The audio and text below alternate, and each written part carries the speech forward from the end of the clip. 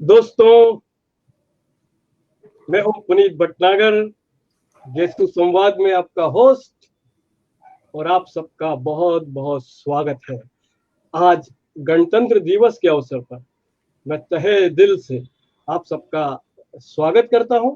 आज का यह सेशन बहुत ही महत्वपूर्ण सेशन होने जा रहा है, क्योंकि पिछले साल भर से हम जेसु के हमारे इंजीनियरिंग कॉलेज के जो अचीवर्स हैं, जो दुनिया भर में फैले हुए हैं, हम उनसे बात करते आए हैं। पिछले साल हमने करीब 20 देशों में रहने वाले हमारे एलुमनाई दोस्तों के साथ बात की है। आज का दिन, जैसा मैंने कहा है, कि स्पेशल सेशन है, क्योंकि हमारे साथ जेसु के हमारे मित्र कर्नल मनीष व्यास तो हैं ही, लेकिन साथ में हमारे साथ ब्रिगेडियर जयंत तिवारी हैं और वीर नारियां हैं। ये वीर नारी क्या होता है, इसके बारे में हम बहुत जल्द जानेंगे।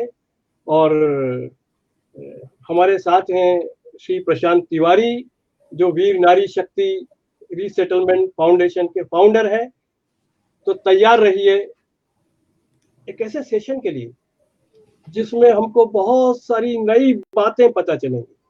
हम सबका दिल देश के लिए धड़कता है, हम सब देश के लिए कुछ करना चाहते हैं, हम सब जवानों के लिए, देश के सैनिकों के साथ खड़े रहना चाहते हैं। लेकिन आज के दिन कुछ ऐसी बातें आपको पता चलने जा रही हैं, कुछ ऐसे पर्दे हटने जा रहे हैं जो आपको उत्साहित करेंगे देश के जवानों के साथ और भी डटकर खड़े रहने के। तो दोस्तों, इस अभिवादन के साथ हम बात शुरू करते हैं। तो सबसे पहले कर्नल मनीष व्यास, आपका स्वागत है। कर्नल मनीष व्यास आज मेरे साथ को होस्ट भी हैं, क्योंकि जो गेसु है, गवर्नमेंट इंजीनियरिंग कॉलेज उज्जैन, उसके हमारे अलुमनाई हैं और खुद सेना में अफसर रह चुके हैं। तो मनीष, हम इस चर्चा को आगे बढ़ाएं उसके पहले एक छोटा सा सवाल आपसे पूछना चाहता हूं कि इंजीनियरिंग करने के बाद लोग मल्टीनेशनल कंपनियों में जाने के ख्वाब देखते हैं। आपने सेना में जाने का मन कैसे बनाया? संक्षिप्त में जरा बताइए। Good evening sir. First of all thank you so much ये प्लेटफॉर्म देने के लिए, क्योंकि विषय लंबा है, लेकिन आज जैसे कि बहुत पवित्र दिन है और उस पवित्र दिन में आपने ये प्रश्न पूछ के सोचिए कि पुरानी यादों को एक तरह से वापस पहुंचा दिया है। तो सर, जिंदगी के जो महत्वपूर्ण निर्णय लेने होते हैं तो बहुत सारे कारण होते हैं।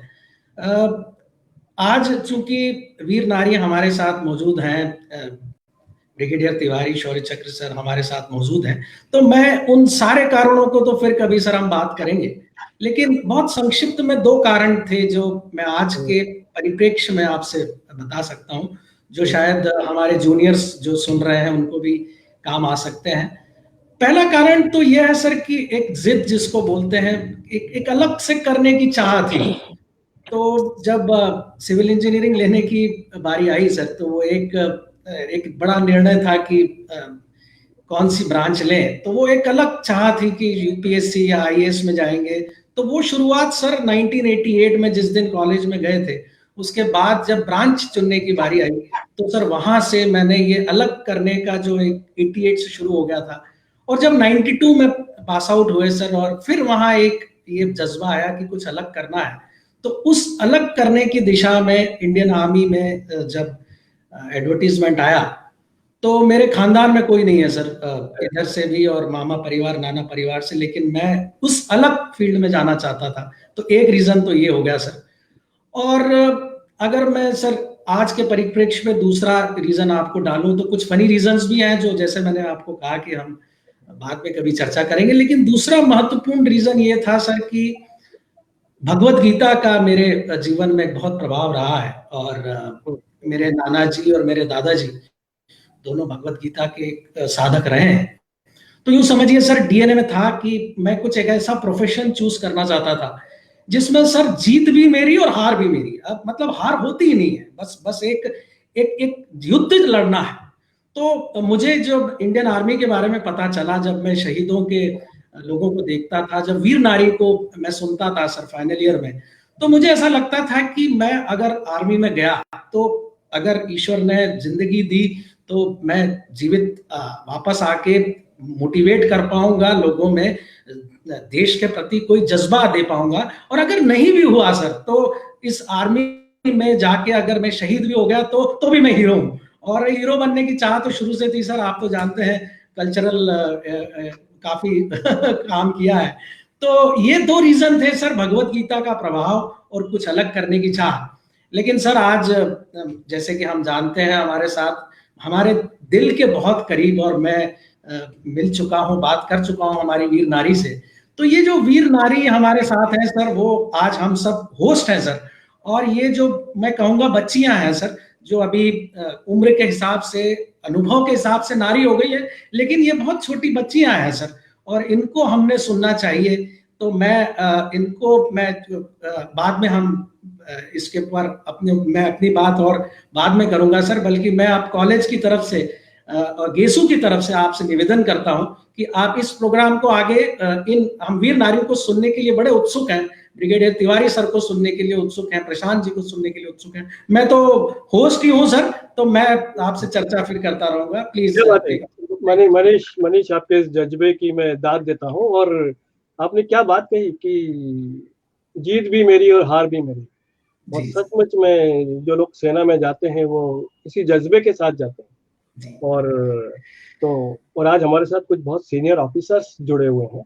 और वीर नारी शक्ति की हम जब बात कर रहे हैं, और शायद हमारे दोस्तों को पता ना हो, जो इंजीनियरिंग के हमारे एलुमनाई हैं और उज्जैन वाले जो लाखों लोग हमारे साथ जुड़े हुए हैं, उनको शायद पता ना हो कि ये वीर नारी का कॉन्सेप्ट क्या है। मैं उनको मिलवाना चाहता हूँ प्रशांत तिवारी जी से। प्रशांत तिवारी जी, आप हमारे साथ आइए। और आपने ब्रिगेडियर जयंत की बात की, वो भी आज हमारे साथ हैं। मैं चाहूंगा कि वो दोनों हमारे साथ जुड़ जाएं तो बहुत ही अच्छा होगा।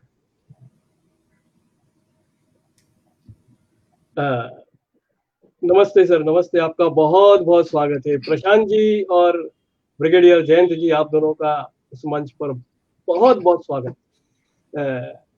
आज के इस पावन दिन पर आप हमारे साथ हैं, और इससे गेसू संवाद का ये जो फोरम है, निश्चय ही इसका सम्मान बढ़ा है आप लोगों के यहाँ आने से। पर मैं चाहता हूं कि आप ही बताएं कि ये वीर नारी का कॉन्सेप्ट क्या है। वीर नारी, पहली बार शायद हमारे बहुत सारे दोस्त पहली बार वीर नारी सुन रहे हैं, क्योंकि हम हमेशा वीर जवान सुनते हैं, जवानों की बात होती है। पर आज हम बात कर रहे हैं वीर नारी की। तो प्रशांत जी, ये बताइए कि ये वीर नारी शक्ति का कॉन्सेप्ट क्या है। आपकी आवाज नहीं आ रही प्रशांत भाई।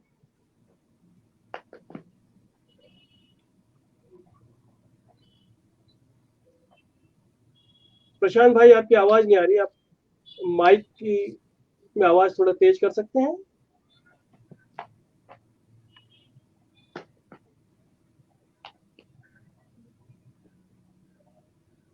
मैं आपको सुन नहीं पा रहा हूं। प्रशांत, जब तक अपने माइक को ठीक करते हैं, ब्रिगेडियर जयंत, आप मेरी बात सुन पा रहे हैं? जी हाँ, बिल्कुल बिल्कुल। तो जरा आप इस पर रोशनी डालें कि ये वीर नारी का कॉन्सेप्ट क्या है। वीर नारी, वीर जवान तो होता है, वीर नारी क्या होता है? चलिए, पहले तो आज गणतंत्र दिवस के शुभ अवसर पर हम सब लोग को बहुत बहुत शुभकामनाएं। हाँ जी। और एक ये अच्छा मौका है और एक अच्छा समय है जब हम लोग मिले हैं, और उसमें वीर नारियां हमारे साथ है, ये बहनें हमारे साथ हैं। वीर नारी कंसेप्ट, जब हम सब लोग जब भारतीय सेना में होते हैं और अपने लाइन ऑफ ड्यूटी में बैटल फील्ड में जब शहादत को प्राप्त होते हैं, जब शहीद हो जाते हैं, तो उनकी जो पत्नी होती हैं उनको वीर नारी का नाम दिया जाता है। और वैसे ही जो जिनकी शादी नहीं हुई होती है, जिनकी माँ है, उनको हम लोग रेफर करते हैं वीर माता, वीर पिता। लेकिन वो वीर नारी ज्यादा प्रोमिनेंट है, क्योंकि वो हमारी एक तरह से नेक्स्ट ऑफ किन होती हैं।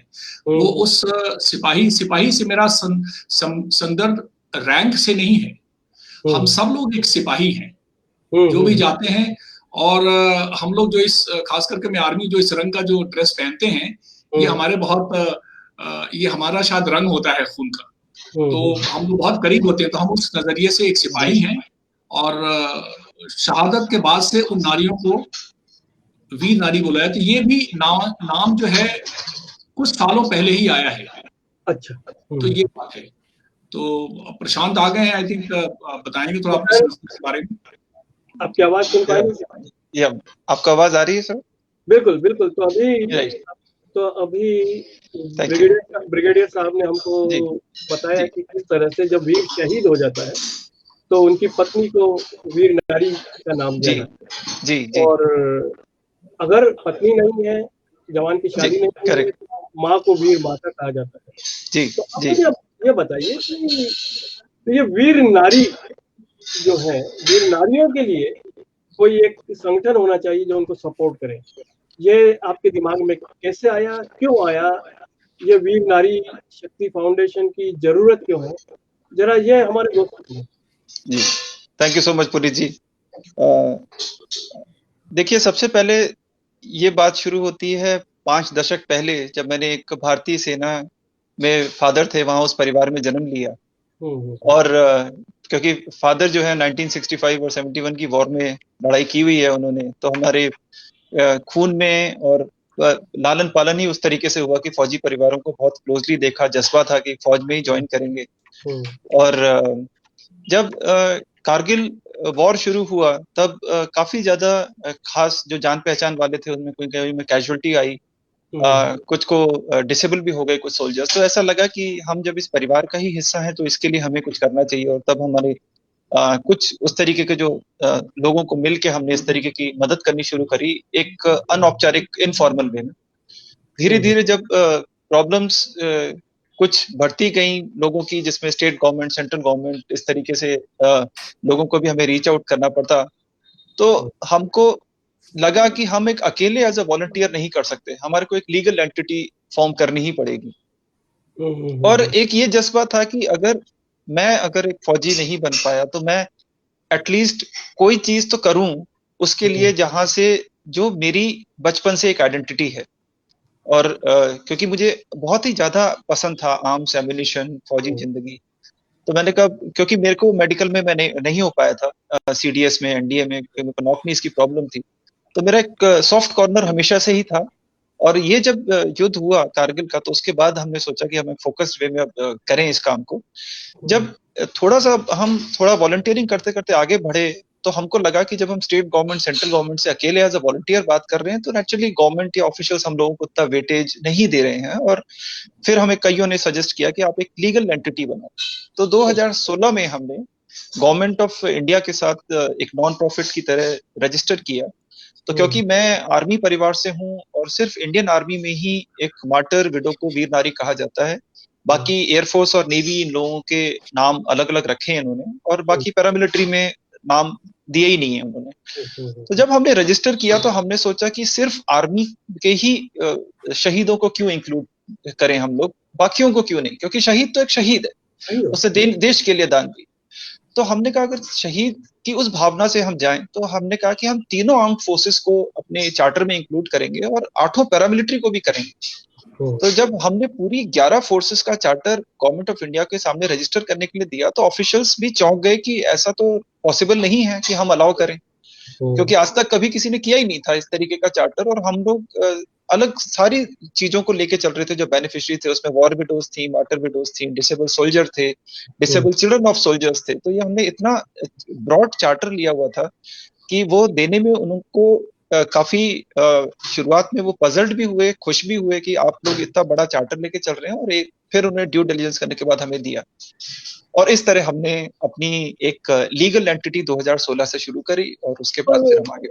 मैं इसमें एक सवाल पूछना चाहता हूँ जो कई लोगों के मन में है, और खास तौर से जब हमने सबको बताया कि हम वीर नारी शक्ति फाउंडेशन के साथ बात करने वाले हैं, तो एक सवाल सबके जहन में है, तो वो जहन में यह है कि जब जवान हमारे शहीद होते हैं तब सेना भी उनके साथ खड़ी रहती है जी, सरकार भी उनके साथ कुछ न कुछ मदद करती है जी, तो ऐसे में इस फाउंडेशन की जरूरत है, आपका ये जो एनजीओ है इसकी जरूरत है। ये आपने बहुत अच्छा क्वेश्चन पूछा।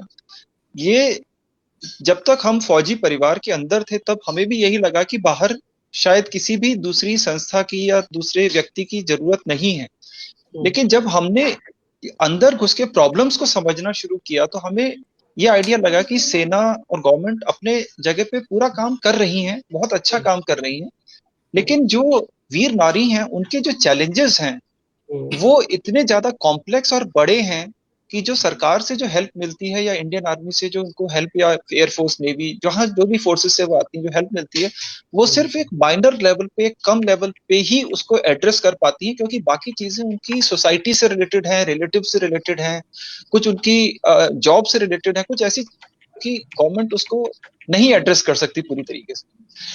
तब हमने देखा कि हम किस तरीके से कॉम्प्लीमेंट कर सकते हैं, सपोर्ट कर सकते हैं अपनी फोर्सेस को, अपनी पैरामिलिट्री को उनके एफर्ट्स में, और हम एक 360 डिग्री सॉल्यूशन कैसे दे सकते हैं, जैसे आपकी साइकोलॉजिकल काउंसलिंग हो गई, ग्रीफ काउंसलिंग, या फिर लीगल एडवाइजरी हो गई, करियर काउंसलिंग है, या फिर आपकी इस तरीके की दूर से डॉक्टर्स की ऐसी फैसिलिटी है, क्योंकि सारे जो शहीद हैं वो सारे गांव से आते हैं, आपके 99%, और हमारे कैंटोनमेंट जो है वो सिर्फ 80-90 के आसपास कैंटोनमेंट है पूरे इंडिया में, तो 6.5 लाख जो है आपके भारत में गांव हैं, क्योंकि यही डाइवर्सिटी और यूनिवर्सिटी वो जो है वो हमारी भारत की जो पहचान है अलग अलग कल्चर्स की, तो ये इतना बड़ा और कॉम्प्लेक्स वो है कि उसके अंदर जब हम खुद डीप में घुसते गए तब हमने आइडेंटिफाई किया 2016 तक कि नहीं, हमारे को एक लीगल एंटिटी बनानी पड़ेगी और हमारी एक रिस्पॉन्सिबिलिटीज अलग आइडेंटिफाई हो सकती हैं, क्योंकि हम ये शुरू से लेके चल रहे थे कि कोई चीज हम डुप्लीकेट नहीं करेंगे या रेप्लिकेट नहीं करेंगे, जो आर्मी, एयरफोर्स, नेवी करती हैं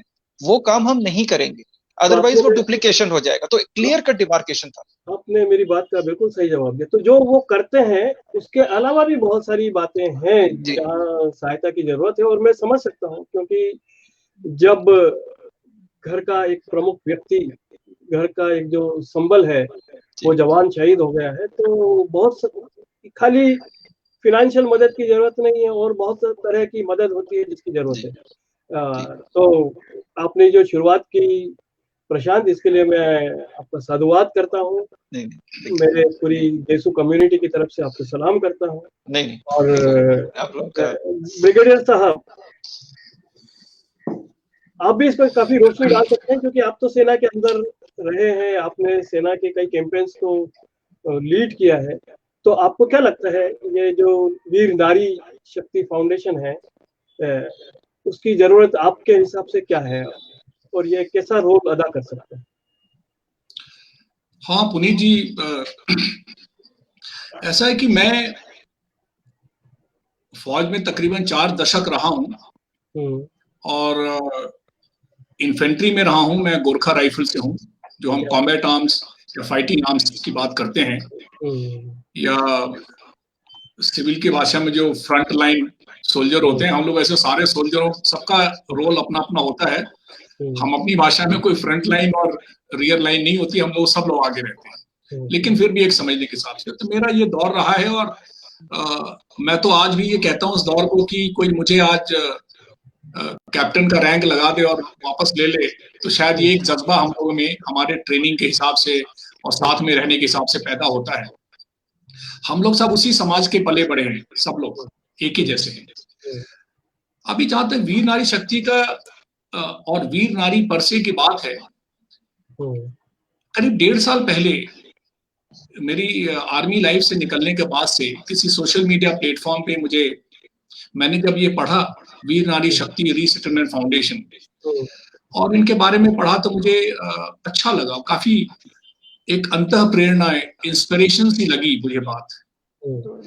और ये हमारी जिंदगी से बहुत करीब जुड़ी थी, क्योंकि हमारे अपने भी जवान साथी शहीद हुए हैं और इन भावनाओं को शायद हम जरूर बहुत नजदीक से समझ सकते हैं। तो मैं इमीडिएटली कनेक्ट किया इन लोगों से और उसके बाद से हमारी बातचीत होती चली गई। और मुझे बहुत, जैसा प्रशांत ने बताया, मुझे बहुत अच्छा लगा मिशन ये, और उसके बाद से मैं इनसे जुड़ गया कि जो भी मुझे अपनी समझ है, जो हम लोग इस प्रोग्रेस संस्था को आगे बढ़ाएंगे, स्ट्रैटेजिक लेवल पे लेके जाएंगे, कैसे अप्रोच करेंगे ऑर्गेनाइजेशन को, क्या विजन होना चाहिए। और जो आपने ये सवाल पूछा कि गवर्नमेंट खास करके शहीदों के लिए, चाहे वो आर्मी से हो, नेवी एयरफोर्स हो, या पैरामिलिट्री फोर्स हो, या पुलिस ऑर्गेनाइजेशन, सबकी एक जितना एक देश को करना चाहिए वो अपनी एक संस्था बना के काम करती है, तो फिर ये नॉन गवर्नमेंटल ऑर्गेनाइजेशनों की क्या जरूरत है? ये बहुत जरूरी सवाल था और हम लोगों ने बहुत डिबेट किया है।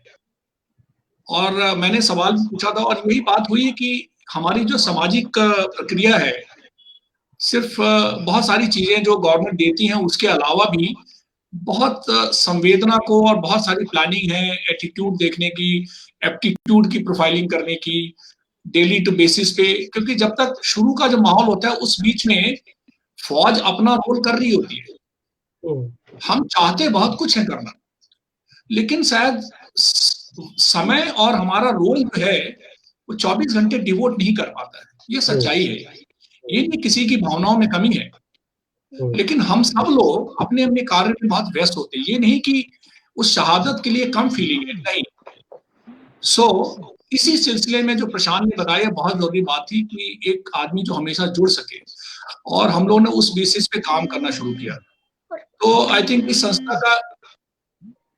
संस्था का एक बहुत अच्छा रोल है। और इन्होंने एक चीज बड़ी अच्छी रही है कि इन्होंने जेसीओ और ओआर मतलब कि ऑफिसर्स कम्युनिटी को फिलहाल छोड़ के, इसलिए नहीं कि हम लोग नहीं करना चाहते थे, इसलिए कि शायद वो समझदार हो सकते हैं थोड़े, उनकी सोसाइटी में वेयरविदॉल हो सकती है, वो समझ सकते हैं। और कुछ लोग जो गांव से जुड़े हुए हैं, कुछ जो छोटे रैंक के हैं, जो शायद कम पढ़े लिखे हों, उनको हम लोग ज्यादा ख्याल रखें, उनको हम लोग देख के आए। और जब हमारी ऑर्गेनाइजेशन बढ़ेगी तो शायद सबको और भी हम साथ में लेके आ सकेंगे। तो ये एक मोटे तौर की सहज है जी। धन्यवाद सर। और तो मुझे जो अब समझ में आ रहा है, जो आपसे कई बार बात करके भी मैंने समझा है, कर्नल मनीष व्यास से बात करके मैंने जो समझा है, वो मेरी समझ ये है दोस्तों, हम जितने लोग इसको देख रहे हैं जहां पर भी हिंदुस्तान के जिस कोने में, वो ये है कि जब एक जवान शहीद हो जाता है तब हम उसको शहीद का दर्जा देते हैं, उसको हम सलाम करते हैं। हमारी सोशल मीडिया पर बहुत पोस्ट आती है कि किस तरह से हमारे जवान वहां लड़े, किस तरह से उन्होंने कठिन परिस्थितियों में भी दुश्मन का मुकाबला किया, किस तरह से उन्होंने अपनी जान की भी परवाह नहीं की लेकिन देश की खातिर खड़े रहे। ये सब होता है, सब सोशल मीडिया पर लाइक करते हैं, शेयर करते हैं, लेकिन दूसरी तरफ पर्दे के पीछे जरा देखते हैं। मैंने आपसे कहा था कि आज कुछ पर्दे हम उठाते हैं। जवान तो शहीद हो जाता है, मगर उनका परिवार अब उसको एक नई लड़ाई से, एक नई जंग से जूझना है जिंदगी भर, क्योंकि वो व्यक्ति जो उस घर का, उस परिवार का एक संबल था, वो अब रहा नहीं। और ये खबर अचानक आती है, अचानक किसी दिन आती है। तो जरूरत ये है कि हमें पर्दे के पीछे उन जवानों की जो पत्नियां हैं, जो मेंटल एक शॉक से गुजर रही हैं, सामाजिक रूप से अब जूझ रही हैं क्योंकि बच्चे हैं, उनको संभालना है। और जैसा मनीष व्यास जी ने कहा, कर्नल मनीष व्यास ने कहा, उन्होंने एक शब्द यूज किया, बच्चियां। मैं यहाँ पे थोड़ी रोशनी डालना चाहता हूँ कि उन्होंने शायद ऐसा क्यों कहा, क्योंकि हमारे जो जवान होते हैं, जो सेना में जवान भर्ती होते हैं, उनकी उम्र क्या होती है? 20 साल, 22 साल, 25 साल। कईयों की शादी नहीं होती है, और कईयों की शादी होने के बाद आप समझिए कि बस शादी हुई है, 1-2 साल शादी को हुए हैं, उन्होंने कुछ सपने देखे हैं जिंदगी में आगे क्या करेंगे, उनकी पत्नियों ने कुछ सोचा है कि हमारी जिंदगी ऐसी होगी, और अचानक बस एक दिन खबर आती है।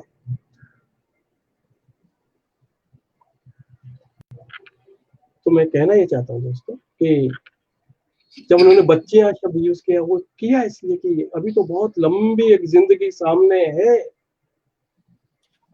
और एक जंग अभी भी लड़ना है। जो बच्चे हैं वो भी छोटे छोटे हैं, उनको संभालना है, उनकी परवरिश करना है। तो सेना जो भी करती है, सरकार जो भी करती है, वो थोड़ा बहुत फाइनेंशियल लेवल पे होता है, लेकिन हर दिन, जैसा कि जयंत साहब ने बताया, ब्रिगेडियर जयंत ने बताया कि हर दिन तो उनके साथ जाके कोई खड़ा नहीं रह सकता।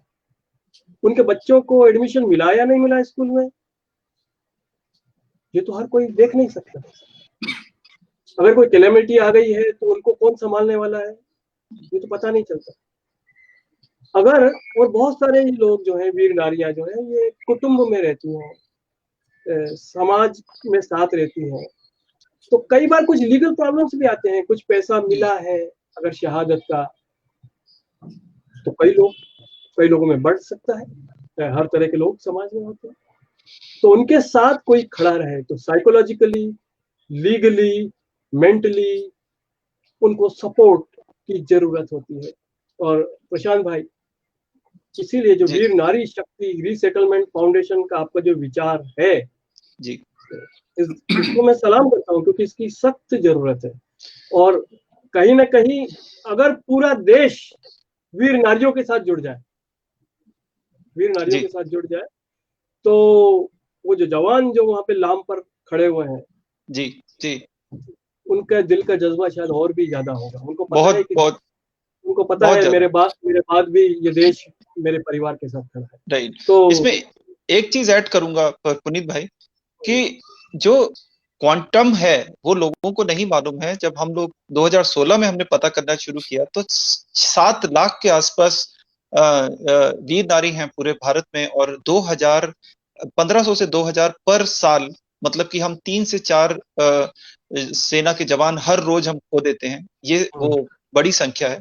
और जो आपने बहुत अच्छी बात करी उम्र की, वो ये है कि 20 साल नहीं है, 17 साल उम्र है फौज में भर्ती होने के लिए। तो ये सारे जब गांव से 17 साल में आते हैं, तो इनके जो माता पिता हैं फौजी के, वो ये वेट करते हैं कि जैसे ही मेरा बेटा 21 साल का होगा तो गांव की मैं जो सबसे सिंपल लड़की होगी उससे मैं शादी कर दूंगा, ताकि मेरा बच्चा जो है वो बॉर्डर पे या कहीं रहेगा तो ये हमारे साथ रहे। ये मैं आपको इसलिए बता रहा हूँ क्योंकि गांव जो गवर्नमेंट के अंदर जो फोर्सेस हैं उसमें 97% या 98% सिर्फ जवान या छोटे स्तर के ही सैनिक हैं। ऑफिसर और जेसीओ लेवल पे जो है वो 1% या 0.5% है। तो जो मेजर क्वांटम जो है वो जवान गांव से आते हैं, और उनका ये एज ग्रुप है, ये कल्चर है। और उनकी नेचुरली जो वाइफ है वो भी 18 साल या 17 साल, जो हमारी सबसे छोटी वीर नारी जो हमारे साथ है वो इस समय 21-22 साल की है, उसकी शादी 17 साल की उम्र में हुई थी, राइट। तो ये एवरेज एज जो है, और उसके कारण ना तो वो मेंटली प्रिपेयर होती है इस चीज के लिए, क्योंकि वो तो ये सपने देख रही होती है कि मैं जिंदगी भर अपने फौजी पति के जो देश की से रक्षा कर रहा है तो मेरी भी रक्षा जिंदगी भर करेगा। तो वो इसी सपने के साथ रहती है, और अचानक जब उसके साथ ये होती है तो ना उसने कभी ये देखा होता है, सुना होता है, अनुभव किया होता है। तो वो एक तरीके से एकदम ही उसका शॉक इस तरीके से लगता है उसको, कि उसको समझने में जब तक टाइम लगता है तब तक बहुत सारे आस पड़ोस के रिश्तेदार ये सब जो उसको फैसिलिटी मिलती है वो कई बार ले जाते हैं, और उसके हाथ में कुछ नहीं बचता, और वो एक तरीके से बहुत डिसहार्टन या एक कई बार बहुत टूट जाती है अंदर से। और उसके बाद भी वो इतनी मुश्किलों में खड़ी होती है। जब आप देखेंगे इन हमारी जो साथ की जो वीर नारी हैं वो अपनी बताएंगी सक्सेस स्टोरी, कि कैसे बिना सपोर्ट के भी वो खड़ी होती हैं, और उसके बाद भी उनके अंदर जो जज्बा है वो कमाल का है। और यही हमारा ये था कि ये रिस्पेक्ट इनको भी उतनी ही मिलनी चाहिए, जितनी कि हम एक शहीद को देते हैं, क्योंकि इनकी तो आपने बहुत मुद्दे की बात कही। और मैं अब सोचता हूँ कि हमें कुछ वीर नारियों के साथ बात करनी चाहिए। तो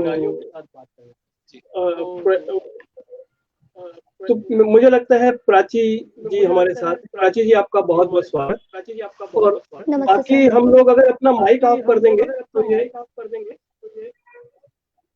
तो ये आवाज थोड़ी गूंजेगी। प्राची जी आपका स्वागत है। प्राची जी आपका स्वागत। जी सर, नमस्ते।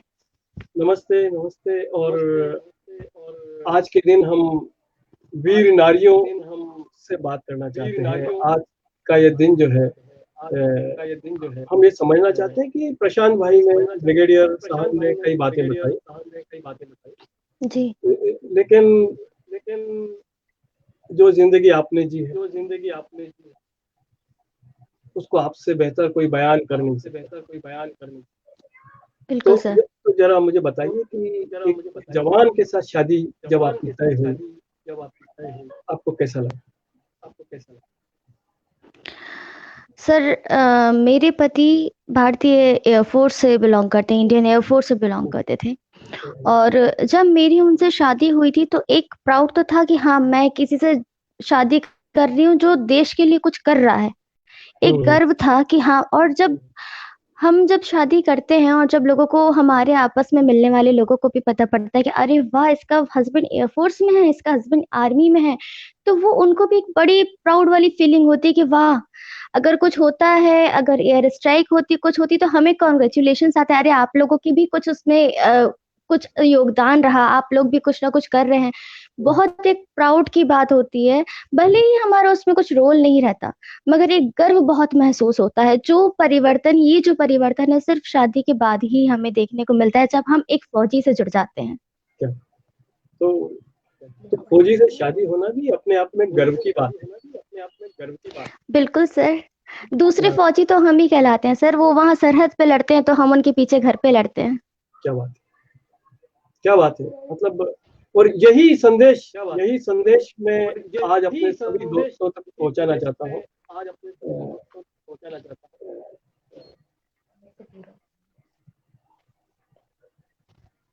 अगर सब लोग अपना माइक ऑफ कर सकते हैं ताकि कहीं ना कहीं आवाज गूंज रही है, बट एनीवे हम बातचीत चालू रखते हैं।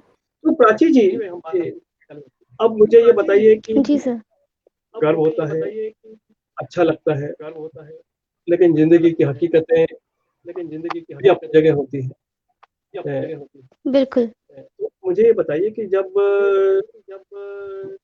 आपके पति शहीद हुए, ये खबर आप तक पहुंची,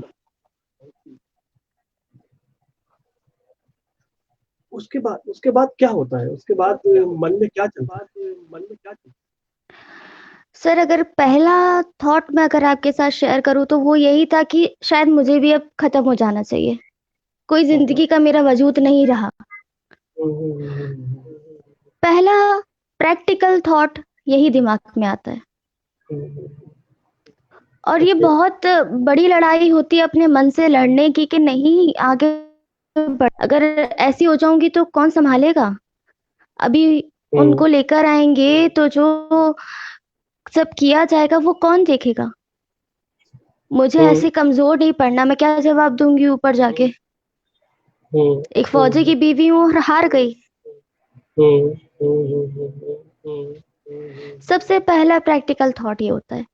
इसके बाद तो सर एक पॉज लग जाता है लाइफ में, क्योंकि पूरा जो वर्ल्ड अपसाइड डाउन, सब कुछ बिखर जाता है। सोचने समझना उस समय खत्म हो जाती है।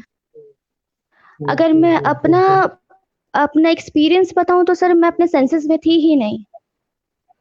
अच्छा।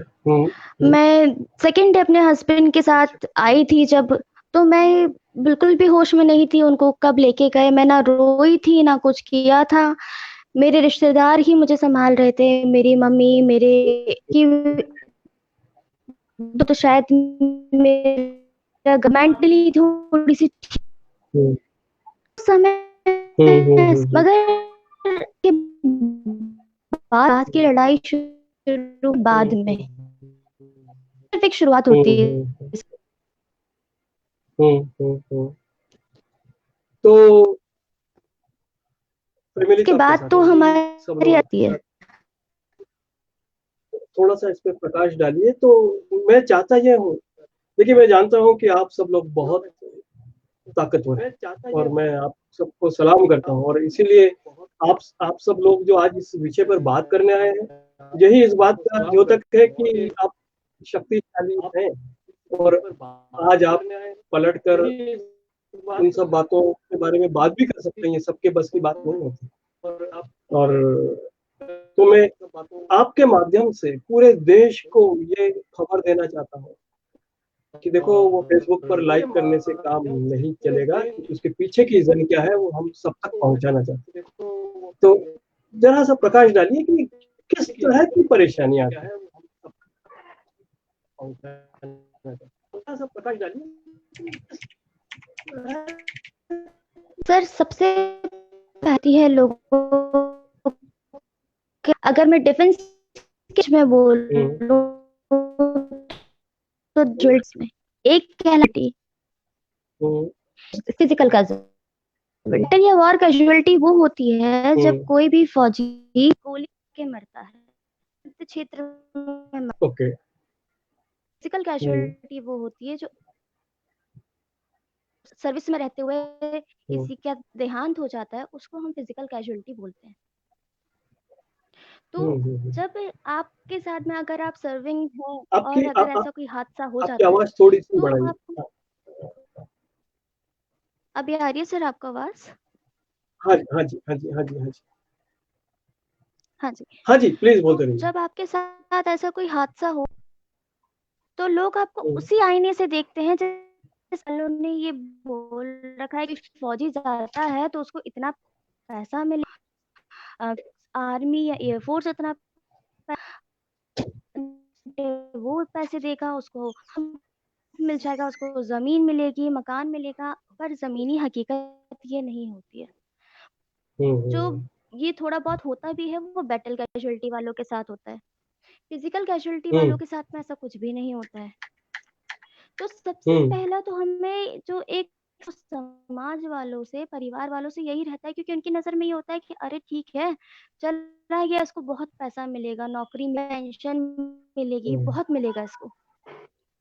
सबसे पहली लड़ाई वहां शुरू होती है, क्योंकि हम लोगों को समझा नहीं पाते कि हकीकत कुछ और समझ रहे हैं।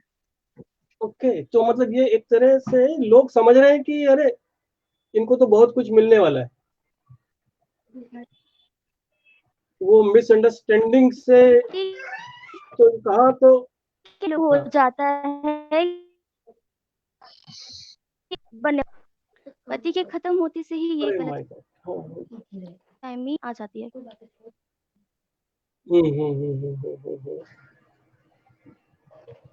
और इसकी वजह से काफी कुछ आपको सोचना पड़ता है, झेलना भी पड़ता है। तो आप आज जो देशवासी हैं उनसे क्या कहना चाहेंगे? चेंज हो जाता है।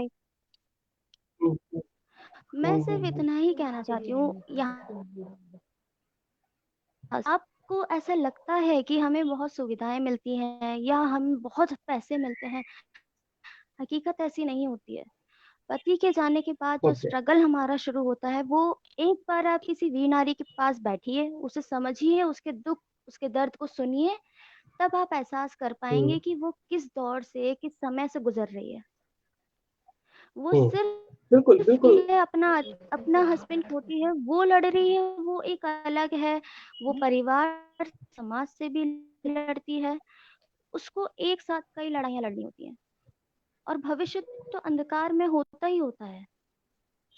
ओके। तो जब आपके पति नहीं रहे तब बच्चे भी थे?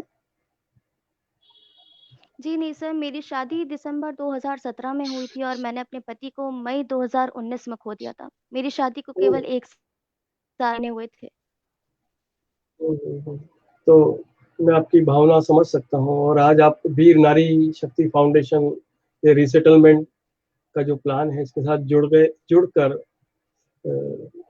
बहुत बड़ा काम कर रही हैं, क्योंकि मेरा ख्याल है आपसे ज्यादा इस बात को कौन समझ सकता है कि जो वीर नारियां हैं, तो जैसा कि बताया आप लोगों ने कि कैजुअलिटी बहुत ज्यादा है, खाली जब युद्ध होता है तभी लोगों को समझ में आता है कि कोई शहीद हो रहा है, पर ये तो रोज कोई ना कोई जी। शहीद हो रहा है। सर, तो आज हम 26 एक्चुअली जनवरी के सर मौके होता पर बात ही कर रहे हैं। जब न्यूज़ में आता है हाँ, जब न्यूज़ में आता है और हमें पता पड़ता है कि वहाँ पे गोलीबारी हुई और हमारे 2 सैनिक खत्म हो गए, ये तो हम पूरी मतलब पूरी हमारी कंट्री को पता चल जाता है।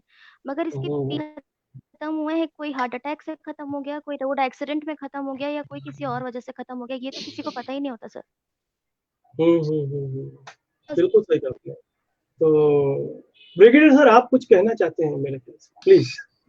मैं ये बताना चाहता था कि जो प्राची बहन ने बताया, ये एक छोटा सा इंट्रोडक्शन है। ये हमारी समाज की कुछ बातें हैं, सामाजिक प्रक्रियाएं हैं। इसको मैं बुरा अच्छा नहीं बोलना चाहता हूँ, हम लोग उसी समाज के हैं। इसको ये बहुत सही है, संवेदनशील बातें होती हैं और हम लोग सब लोग शायद जो भी इस प्लेटफॉर्म पे हम लोग समझते हैं। एक दो बात मैं बताना चाहूंगा कि जब मैं जुड़ा था वीर नारी से, उसके बाद से वो वीर नारी बहन यहाँ हैं भी आज।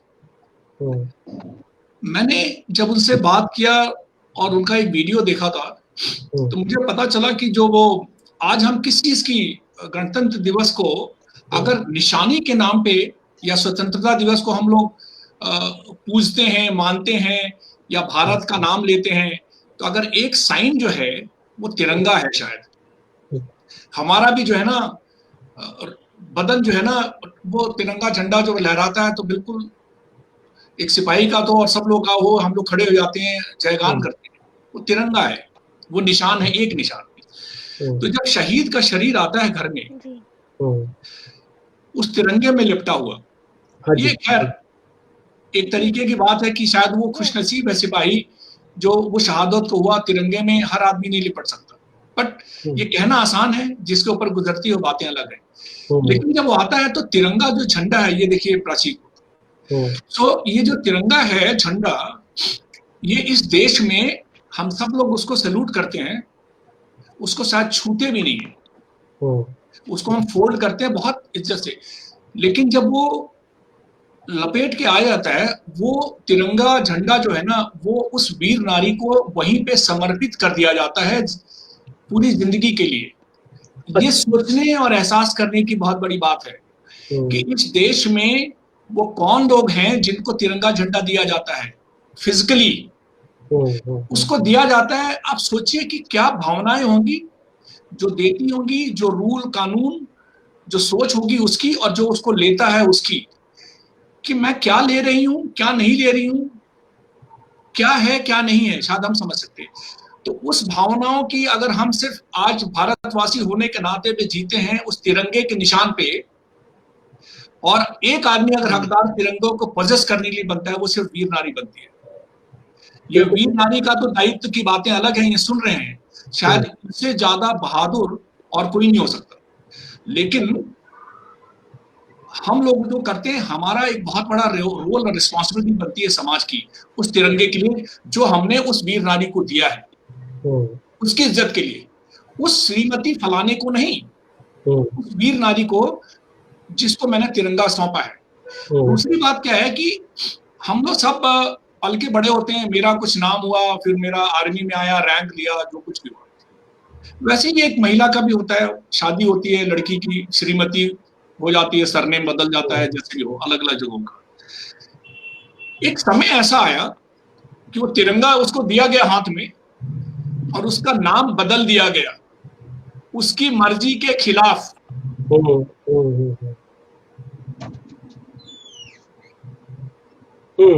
कोई भी आदमी नहीं चाहेगा कि साहब ये बहुत बड़ी बात है, तिरंगा मुझे दिया गया, नहीं।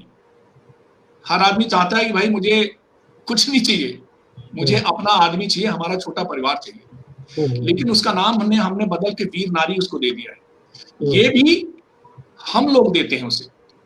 ये दो चीजों की पहलू जो है, अगर देश उसको देता है और समाज देता है, तो हमें समझने का बहुत जरूरी है, हमारा कुछ कर्तव्य है। ये नहीं कि वीर नारी या कोई भी संस्था किसी के आगे हाथ खड़ा कर रही है, नहीं। ये हमारा दायित्व बनता है उसको समझना कि उस झंडे की अगर इज्जत करते हैं और भारत की इज्जत करते हैं, तो हमें इसको समझना होना बहुत जरूरी है।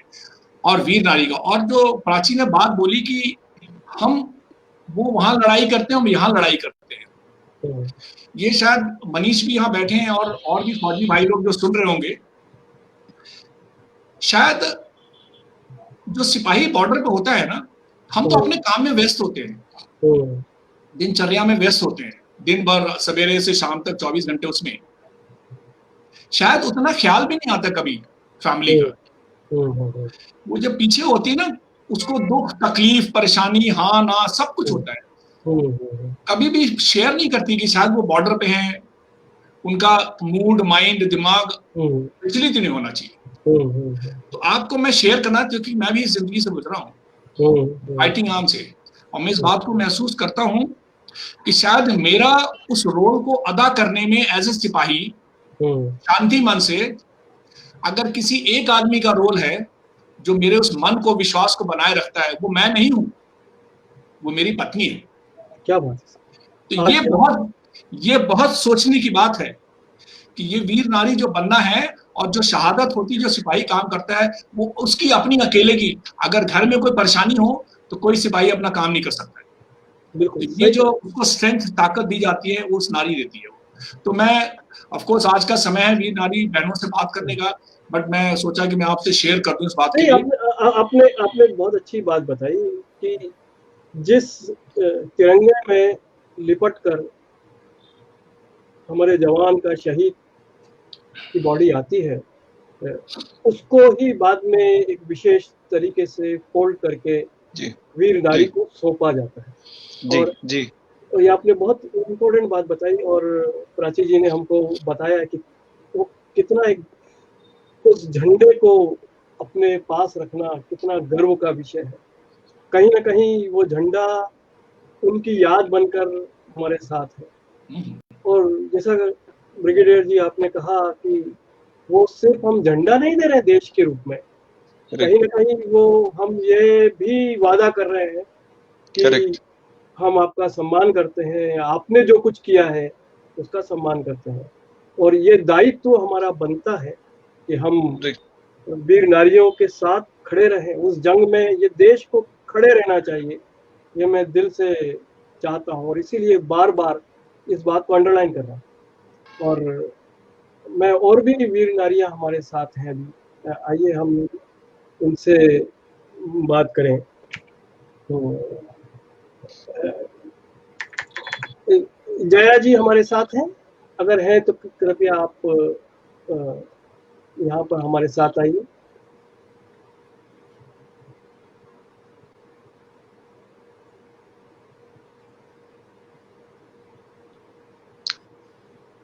पुनीत भाई, जब तक वो ज्वाइन कर रही हैं तब तक मैं एक चीज और ऐड करना चाहूंगा जो इन्होंने बताई वीर नारी प्राची ने, कि समाज में बहुत सारी मिसकंसेप्शंस और धारणा है कि जो भी वीर नारी होती है उसको बहुत पैसा और ये मिलता है। ऐसा नहीं है।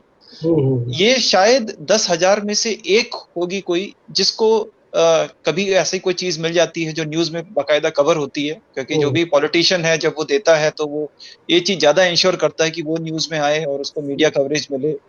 लेकिन उस 999 का तो लोगों को पता ही नहीं चलता जिनको, क्योंकि हमारे साथ जो वीर नारी हैं उनको तो 9,000 10,000 15,000 पेंशन मिलती है महीने की, और कुछ नहीं मिला होता। बच्चे छोटे होते हैं, माँ बाप साथ में होते हैं, कोई मकान नहीं होता, ये वो। तो ये चीज जानने की बहुत जरूरत है कि जो हम लोग मूवी में देखते हैं, गानों में सुनते हैं, या हमने जो धारणा बना ली होती है, या मार्चिंग कंटिंजेंट जाता है तो हमें लगता है कि शायद हर चीज उसी तरीके से परफेक्ट भी होगी बिहाइंड द सीन्स। तो ऐसा नहीं है। और उसमें हमें एक दायित्व की तरह, क्योंकि जहां हम एक झंडा दे के सम्मान कर रहे हैं तो वहां हम एक प्लेज भी कर रहे हैं कि कंट्री अब आपकी उसी तरह रक्षा करेगा जिंदगी भर, जैसे कि जवान ने देश की रक्षा करते हुए अपनी शहादत दी है। और उसने इसी सोच के साथ दी है कि अगर मैं जान दे रहा हूं तो देशवासी अब मेरी परिवार का ख्याल रखेंगे जिंदगी भर। तो जय जी, आपका स्वागत है इस मंच पर। और मैं आपसे एक बात पूछना चाहता हूँ, तो बड़ी विनम्रता के साथ, कि आप ये जो फाउंडेशन वीर नारी शक्ति रीसेटलमेंट फाउंडेशन, इसके साथ करीब से जुड़ी हुई है, और आप पूरी कोशिश कर रही हैं कि जो वीर नारियां हैं उनके लिए हम क्या कर सकते हैं, पर एक वीर नारी के रूप में आपके मन में क्या ख्याल उठते हैं और आप क्या संदेश आज देश के लोगों को देना चाहेंगे?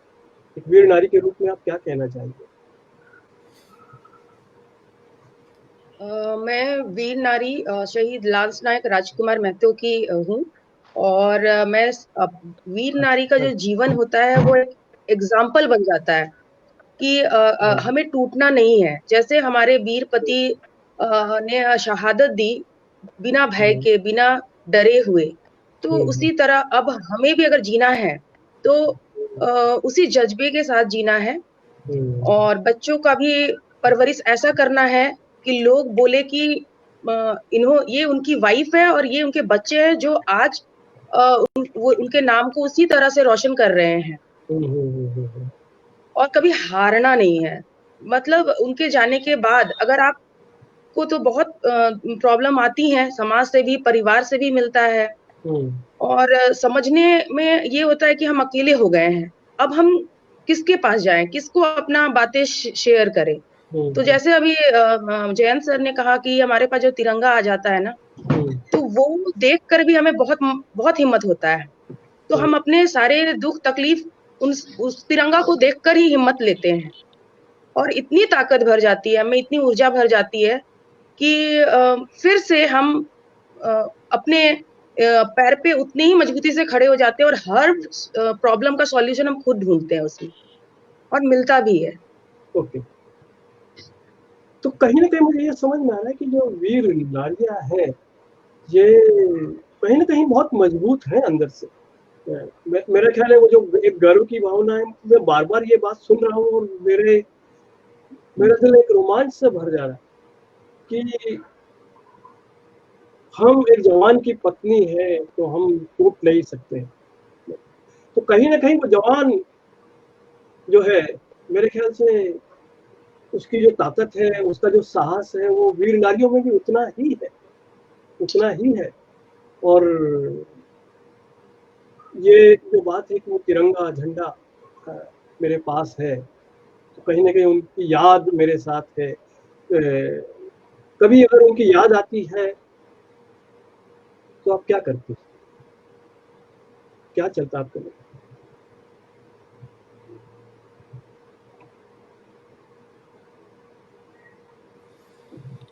मेरे ख्याल से जय जी, आप बात सुन पा रही हैं मेरी?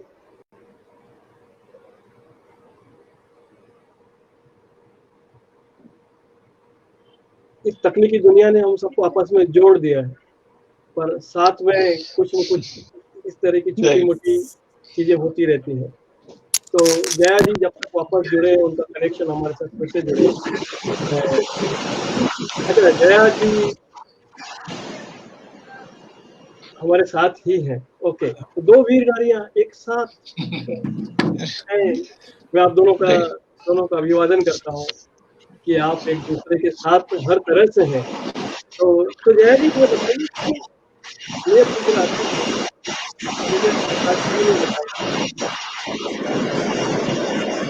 आप बोल के देखिए, आप बोलिए कुछ। आपकी आवाज नहीं आ रही है जैसे पहले। आ रही आवाज? अब बिल्कुल आवाज है, बिल्कुल आवाज आ रही। तो मैं आपसे ये पूछ रहा था कि आप में ताकत है, साहस है, बिल्कुल सही बात है, लेकिन फिर भी जीवन अकेले काटना है। परिवार साथ होता है, लेकिन फिर भी कहीं ना कहीं हम अकेले हैं, और ऐसे में उनकी जब याद आती है तब आप अपने मन से क्या बातें करते हैं? हेलो, हाँ जी, मेरी बात आप सुन पा रहे हैं? जब हम अकेले हो जाते हैं या उनके बगैर हो जाते हैं तब क्या बातें करते हैं, क्या सोचते हैं? जब कभी उनकी याद आती है तो मन में क्या चलता है? मैं ये बताना चाहूंगी कि मुझे 15 दिन हुए थे, मतलब उनका जितना जो काम होता है, हमारा जो क्रियाक्रम हमने जो किया, उनका अंत्येष्टि किया, 15 दिन का जो हमारा होता है, उसके बाद से ही मुझ में ना मैं उनको हमेशा अपने साथ पाती थी, क्योंकि ऐसे भी हम फौजी पत्नियां हैं तो वो हमारे साथ तो रहते ही नहीं थे, पहले भी नहीं रहते थे, वो हमेशा बाहर रहे और मैं कभी फौज में मैं कभी नहीं गई। मतलब 7 साल का ही मेरा मैरिड लाइफ रहा, तो मेरी शादी 17 साल में हो गई थी। अच्छा। तो मैं मैट्रिक में थी उस टाइम। तो वो शुरू से ही मैं पढ़ाई की वजह से कभी फौज में नहीं गई और मुझे फौज का कुछ नहीं पता। तो 3 महीने की छुट्टियां आती थी, तो ऐसे भी तो हम उनको याद से जीते थे, क्योंकि 2004 में वो शहीद हुए थे। तो 2004 में ना हमारा फोन का जमाना था, ना स्मार्टफोन, ना हम उनको देख कर बात कर पाते थे, जो कि अब है। तो हम तो चिट्ठियों में बातें कर रहे हैं, मन से याद कर रहे हैं। तो वो मन से टेलीपैथी वाली जो याद है, वो तो हमारे पास है ही, वो तो कहीं गई नहीं है, वो अभी भी है। और इतना स्ट्रांग है ना, मैं अभी भी बताती हूँ, मैं अगर आज सोच ली ना कि आज वो आएंगे, मुझसे बातें करेंगे, तो वो आते हैं और हमसे बातें करते हैं। तो वो हैं, मेरे तो आसपास हैं। मैं ये बता सकती हूँ, गए नहीं है कहीं। तो वो टेलीपैथी हमारी अभी भी है। तो वो एक मोटिवेशन है, विजिबल नहीं है, जैसे भगवान विजिबल नहीं होते हैं, तो वो विजिबल नहीं है, लेकिन मेरे आसपास हैं। आपने इतनी बड़ी बात कही है, हम में से कईयों की आंखें अभी नम हो आई। और सर, हाँ जी बोलिए। हमारे जो साथी देख रहे हैं, नारी शब्द और वीर नारी क्यों बोल रहे हैं सर? आप इन बच्चियों को देखिए सर, ये बच्चियां हैं जिन्होंने उस स्थिति को इतने सालों से झेला है, और जिस वॉइस से, जिस कामनेस के साथ ये अपने पति का जाना आपसे बात कर रही है सर, मुझे नहीं लगता कि वीर शब्द शायद इससे बेहतर किसी के लिए आप यूज कर सकते हैं। और ये अब इनको वीर नहीं कहेंगे आप, इसको वीर नारी नहीं कहेंगे, तो किसको कहेंगे सर? बिल्कुल बिल्कुल बिल्कुल। और मैं आपसे कह रहा हूँ कि और इसके साथ मैं ऐड करना चाहूंगा सर, चूंकि सर ब्रिगेडियर तिवारी सर भी आपके लिए बार बार आप देख रहे हैं कि पानी पी रहे हैं, हम लोगों की आंखें भाव द्रवित हो रही हैं, क्योंकि हम लोग अपने आप को फौजी कहते हैं सर, लेकिन इमोशनली ये लड़कियां, ये बच्चियां हमसे बहुत आगे हैं सर।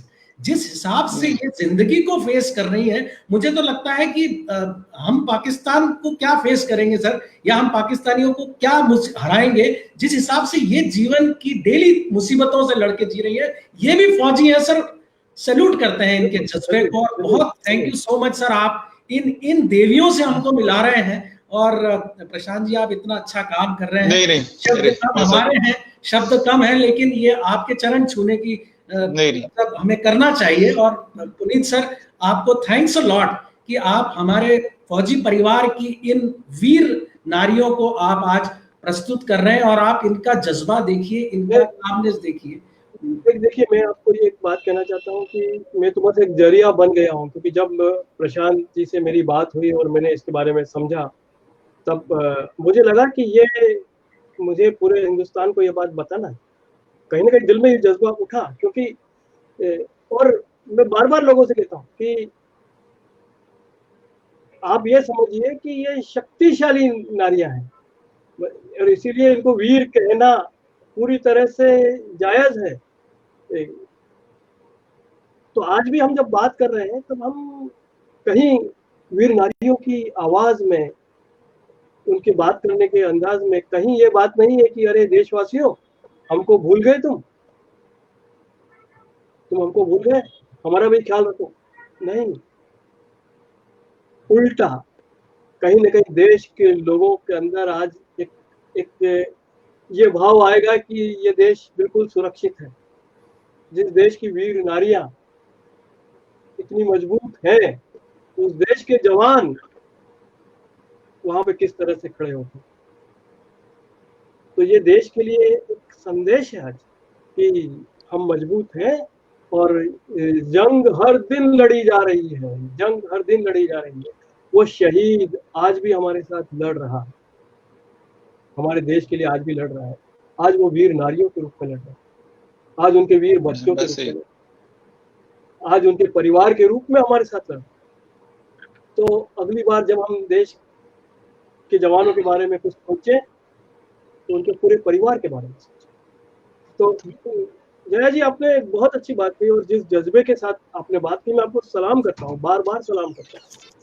और मुझे लगता है कि वो तिरंगा जो आपको दिया गया, वो उससे देश का सम्मान बड़ा है। और आज तो थोड़ा मुझे और बताइए कि आज आप वीर नारी इस फाउंडेशन के साथ जब जुड़ी हुई हैं, तब आप क्या क्या कर रही हैं?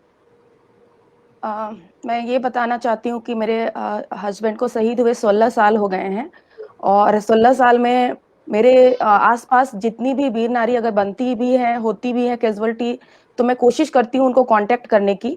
और एक दिल में रहा कि मगर मैं खड़ी हो सकती हूँ, तो वो क्यों नहीं खड़ी हो सकती हैं।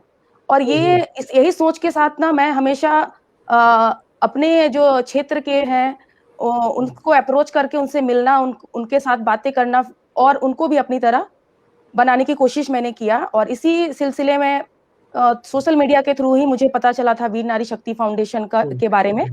और अब जैसा कि मेरे बच्चे भी बड़े हो गए हैं, मेरा बड़ा बेटा इंजीनियरिंग फाइनल ईयर में है, इवन उसका प्लेसमेंट हो गया है टीसीएस में, और छोटा बेटा मेरा अभी कंप्यूटर कर रहा है, बीसीए कर रहा है।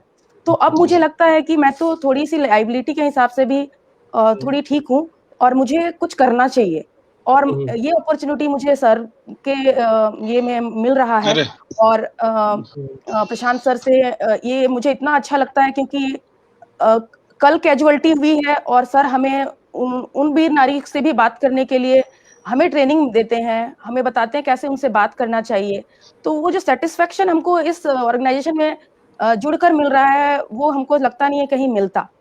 तो और जैसा मुझे लगता है ना कि हम इतने मतलब सबसे मिलके इतने पॉजिटिव हो जाते हैं कि हम वो चीज ट्रांसफर कर रहे हैं और हमें भगवान भी उतना ही दे रहे हैं।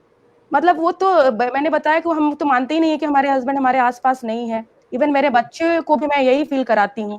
और मैंने इसी फाउंडेशन से मैं अभी जुड़ी हुई एक साल होने को है मुझे। तो मैंने एक बार ये भी कहा था कि लोग हमें हमें हमें कहते हैं कि हम विधवा हैं और हमारा जो लिबास है वो सफेद है, लेकिन हम दिल से हमको बताते हैं कि हमारा लिबास सफेद तो उनको दिख रहा है, लेकिन हमारा सफेद लिबास के साथ केसरिया और हरा भी हो गया है। तो वो मतलब हमारा हम दिल से आत्मा से हम लोग सब तिरंगा हो गए हैं, वही तिरंगा जिसमें हमारे शहीद लिपट कर आए थे। तो ये जो फीलिंग है ना, ये कभी कम नहीं होती है। और हम जिससे भी बात करते हैं ना, वो हम उसमें ट्रांसफर कर देते हैं कि ये देश प्रेम है, और वो जज्बे से हम जीते हैं। अरे आपने क्या बात कही, और आप जो कर रही हैं, मैं उसके बारे में क्या कहूँ जया जी। क्योंकि देखिए, दुनिया का रिवाज है, सब लोग आते हैं, सब लोग कहेंगे कि अरे सब ठीक हो जाएगा, ये तो भगवान की इच्छा है। पर अब एक वीर नारी जब दूसरी वीर नारी के साथ खड़ी हो, उसके साथ बात करे, उसको समझाए, तो मुझे लगता है कि वो बात दिल से दिल की बात होती है। क्योंकि ना मेरा जो लाइफ है ना, मैं बहुत गांव से बिलोंग करती हूँ। मेरे गांव में अभी भी 5 किलोमीटर मुझे पैदल जाना है। अगर अभी भी अगर आपके व्हीकल नहीं है, तो मैं वैसे जगह से 17 साल में मेरी शादी होती है और मेरी 23 साल में मैं विडो हो जाती हूँ, और उसके बाद मैं अपने एजुकेशन को कंटिन्यू करती हूँ। तो मुझे लगता है मैं कर सकती हूँ गांव की होकर, जहाँ मुझे कोई फैसिलिटी नहीं था, जहाँ इतने मतलब मेरे गांव में साड़ी नहीं सूट नहीं पहन सकते हैं। बहू मैं पहली रही जिनको पढ़ाया, मेरे हस्बैंड ने पढ़ाया। तो वो मुझे लगता है कि क्यों नहीं बाकी कर सकते हैं। वो कम भी है, 12 पास भी है, लेकिन वो कर सकते हैं। अगर वो एक ठान ले तो कर सकते हैं। तो वो हमें ये अपने ऑर्गेनाइजेशन में दिखता है कि सर किस तरह से काम कर रहे हैं। तो मुझे एक चीज और बताइए कि फिर आगे आपने कहाँ तक पढ़ाई की? मैं जब शहीद हुए थे तो मैं फाइनल ईयर में थी एमएससी में। उसके बाद मैंने सेम ईयर जिस साल शहीद हुए थे 4 महीने बाद मेरा पेपर था, तो फिर मैंने पेपर भी दिया और मैं पास हो गई। मार्क्स उतने अच्छे नहीं आए, 57% आया, बट मैं पास हो गई। 3 महीने बाद मेरे पेपर थे। फिर मैंने बीएड किया, एमएड किया, और अभी नेट के लिए मैं प्रिपेयर कर रही हूँ। और मेरा गवर्नमेंट ने मुझसे प्रॉमिस किया, लेकिन गवर्नमेंट में जॉब नहीं दिया मुझे। देने में इतना लेट, 10 इयर्स तक मैं ऐसे ही कि मुझे जॉब चाहिए, मैं यहाँ दौड़ रही हूँ, यहाँ चक्करे काट रही हूँ, नहीं हुआ। और इसी जरिए मैं अपना भी तैयारी करती रहती थी। फाइल मैं पुटअप करके कभी इस दफ्तर से कभी उस दफ्तर के चक्कर लगाना, तो वो मैंने देखा है अपना स्ट्रगल भी, क्योंकि एक लगता था कि कॉन्ट्रैक्चुअल जो जॉब से मुझे अगर मैं गवर्नमेंट में आ जाऊंगी तो मेरे बच्चों का और थोड़ा अच्छा हो जाएगा, मेरा अच्छा हो जाएगा। फिर मैंने खुद ही अपने ये पे टेट निकाल के मैंने क्वालिफाई किया है और आज मैं अपने क्वालिफिकेशन से मैंने अपने से जॉब लिया है। क्या बात है। मैं आपको सलाम करता हूँ, बार बार सलाम करता हूँ, और आपसे एक चीज कहना चाहता हूँ कि वो परीक्षा के नंबरों की तो शायद कुछ जरूरत ही नहीं है। आपने जिंदगी की परीक्षा में डिस्टिंक्शन हासिल किया है। उनके जाने के बाद आपने जिस तरह से पढ़ाई की, जिस तरह से बच्चों को बड़ा किया, जिस तरह से उनको बनाया, और आज फिर आप वीर नारियों के साथ खड़ी हैं, तो मैं आपको कितना सलाम करूं मुझे नहीं मालूम। और सर, नीतू जी ने बहुत अच्छी बात कही कि वो कल जो हुआ है उससे बात कर रही हैं, क्योंकि दर्द तो सर ये जीवन भर रहेगा, लेकिन उस 24 घंटे या कहना चाहिए कि उस 3-4 दिन 5 दिन अगर आप उस नारी से बात कर पा रहे हैं कि मैं भी इस दौर से गुजर चुकी हूँ, थोड़ा हौसला रख, तो थोड़ा सब्र कर, तो ये इतना महती कार्य कर रही हैं कि उस टाइम पे उस दर्द को जब ये शेयर करती हैं तो वो शायद किसी दुनिया का सगा भाई या कहें कि परिवार का कोई सदस्य बोले कि नहीं नहीं बेटा ठीक हो जाएगा, नहीं नहीं बेटा ये जीवन है, जीवन चक्र है, लेकिन जब ऐसी वीर नारी जब उनसे बात करती है 24 घंटे के अंदर कि बहन मैं हूं, मैं इस दौर से गुजर चुकी हूं, तो चिंता तू बस थोड़ा सब्र कर, जिंदगी वैसी तो नहीं होगी लेकिन इतनी बुरी भी नहीं होगी जो तू पिछले 24 घंटे में सोच रही है। वो एक बहुत बड़ा काम कर रही है। अब हम तो ऐसा लगता है कि ऐसे ही बैठे रहे, लेकिन मैं इसके लिए प्रशांत जी को और आपको बहुत एक शुक्रिया इस बात का कहना चाहता हूं कि ये एक इमरजेंसी रेमेडी है कि आप 24 घंटे 48 घंटे के अंदर पहुंच रहे हैं और उनसे बात कर रहे हैं, 10 दिन के अंदर बात कर रहे हैं, वो जो एक सहारा दे रहे हैं वो एक बहुत महत्वपूर्ण है। आप इस कार्य को कर रहे हैं, बहुत अच्छा लग रहा है इस बात को सुन के कि जब आप शेयर कर पा रही हैं उनसे।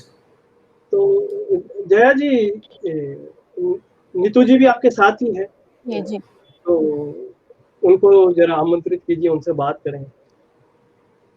और आपका बहुत बहुत धन्यवाद।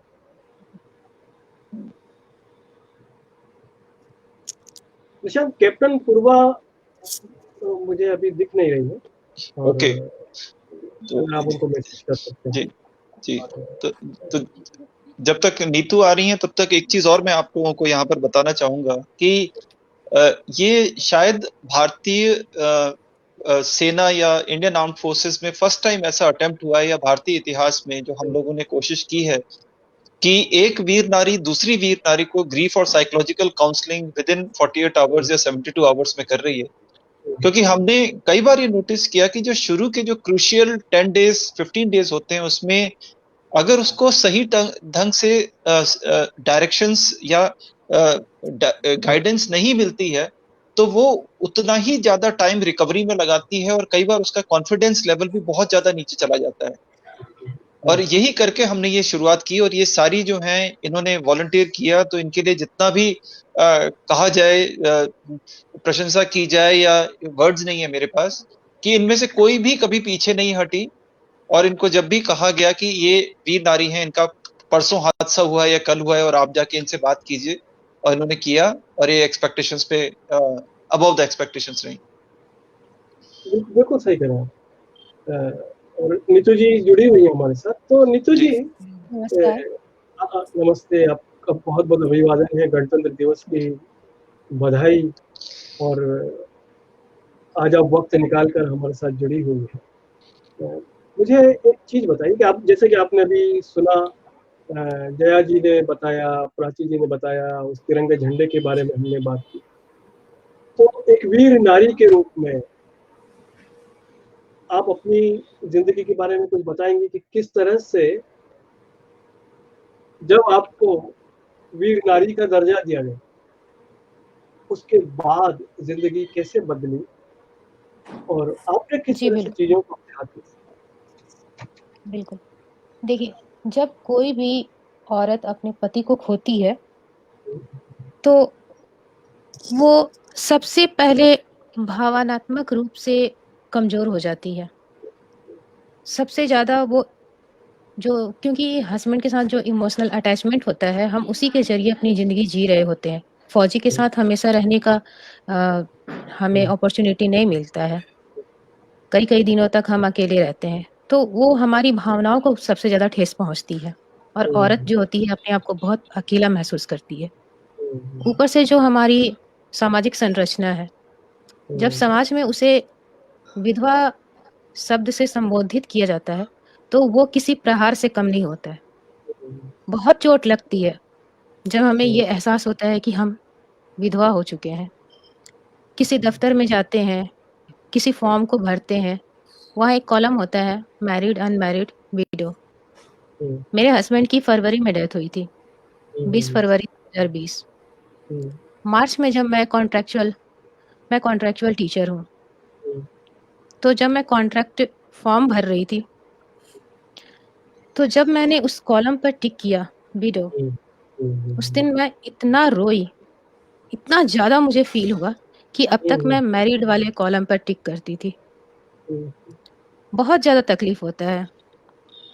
लेकिन ये जो वीर नारी शब्द है, अपने आप में इतना साहस भरा शब्द है, क्योंकि ये आर्मी में ही हमें वीर नारी शब्द से संबोधित किया जाता है। समाज नहीं बोलता, समाज हमें विधवा बोलता है। क्या बात मुझे तो ऐसा लगता है कि हमारे समाज से इस शब्द को हटा ही देना चाहिए, क्योंकि जब भी किसी स्त्री को विधवा कह के संबोधित किया जाता है ना, तो वो अपने आप को बहुत कमज़ोर महसूस करती है। तो जब हमें वीर नारी कह के बुलाया जाता है, तो हमें बहुत जोश और साहस का हम अनुभूति करते हैं। तब हमें लगता है कि नहीं, हम इतने कमज़ोर नहीं हैं और हम इस संबोधन से ही हमें एक मार्गदर्शन मिलता है और हमें लगता है कि हम अपने जीवन को ठीक वैसे ही जी सकते हैं, जैसे हमारे हस्बैंड ने, उनके रहते हुए हमने सपने देखे थे। खुद के लिए, घर परिवार के लिए, अपने बच्चों के लिए। तो कभी-कभी मुझे ऐसा लगता है कि हम आर्मी वाले हों या सिविलियन, ये शब्द होना ही नहीं चाहिए। विधवा शब्द होना ही नहीं चाहिए। आप बिल्कुल सही कह रहे किसी हैं, बिल्कुल सही। किसी भी स्त्री को, क्योंकि पति को खोने का दर्द सबको एक जैसा होता है, चाहे वो किसी भी बैकग्राउंड से आई हो और किसी भी समाज में, तो सबको दर्द तकलीफ एक जैसा होता है। उस औरत को ये एहसास कराना चाहिए कि आप अकेले नहीं हो। और हमें इस फाउंडेशन में सबसे ज़्यादा तो मोरल सपोर्ट मिला, एक-दूसरे को देख कर के। क्योंकि जब मैं बहुत टूट चुकी थी अपने हस्बैंड के जाने के बाद में, तो फाउंडेशन में मैंने देखा कि कितनी छोटी-छोटी बहनें हैं, जो इस दर्द से गुज़र रही हैं और वो खड़ी हो चुकी हैं। उनको देख कर के मुझे साहस मिला। और वीर नारी शब्द तो है ही अपने आप में बहुत जोश भरा, साहस भरा। आपने बिल्कुल, बिल्कुल, बिल्कुल सही कहा, क्योंकि और जो आपने एक छोटी-सी बात बोली, जो बहुत बड़ी बात है कि ज़िंदगी के हर मुकाम पर, हर पल कहीं न कहीं वो याद आता है। कल आप टिक करते थे, हाँ, मैं मैरिड हूँ, आज विडो पे टिक मार्क करना है। तो ये तो सिर्फ़ एक पल हुआ, पर ऐसे पता नहीं कितने पल छोटे-छोटे कई हिस्सों में हमारे सामने आते हैं। तो मैं यहाँ और बात कहना चाहता हूँ कि आपने बिल्कुल सही कहा, इस शब्द को निकाल देना चाहिए। इस शब्द को निकाल देना चाहिए और बिल्कुल वीर नारी, जब हम सुनते हैं तो शायद दिल में एक साहस आता है और साथ कहीं न कहीं उनकी याद हमारे साथ जुड़ी हुई है कि मैं भी, जैसे वो जवान थे, लड़ रहे थे, मैं भी लड़ूँगी, मैं भी शक्तिशाली हूँ, मैं भी ताकतवर हूँ। तो प्रशांत भाई, एक बहुत अच्छा आप एक प्रयास कर रहे हैं, अच्छा काम कर रहे हैं और ये वीर नारी शब्द अपने आप में जो है, ये भी पूरे हिंदुस्तान में लोगों तक पहुंचे, इसके बारे में भी लोग अधिक से अधिक जाने। इसके बारे में जितना मैं हो सकेगा, मैं भी अपनी कोशिश करूंगा। और आज हम ये जब बात कर रहे हैं, ये उसी कोशिश का एक हिस्सा है। जी। और तो दोस्तों, आज आपके साथ बात करने का 26 जनवरी जनरली सेलिब्रेशन का दिन होता है और आज हमने ये चुना कि हम वीर नारियों के बारे में बताएं, क्योंकि ये बताना जरूरी है। देशभक्ति के गाने तो हम गा लेते हैं, मैं बार बार वही कहता हूँ, हम जवान तुम बड़े चलो, वीर तुम बड़े चलो, धीर तुम बड़े चलो, हम बोलते हैं, पर वो वीर बढ़ेगा जब वीर नारी जो है वो शक्तिशाली होगी। ये बार बार मैं आपसे कहना चाहता हूँ। हमारे साथ कैप्टन पूर्वा भी जुड़ी थी, लेकिन अभी शायद वो हमारे साथ उनका कनेक्शन टूटा है। तो मैं वीर नारी आरती जी हमारे साथ हैं, मैं कोशिश करता हूँ उनको भी बुलाऊं।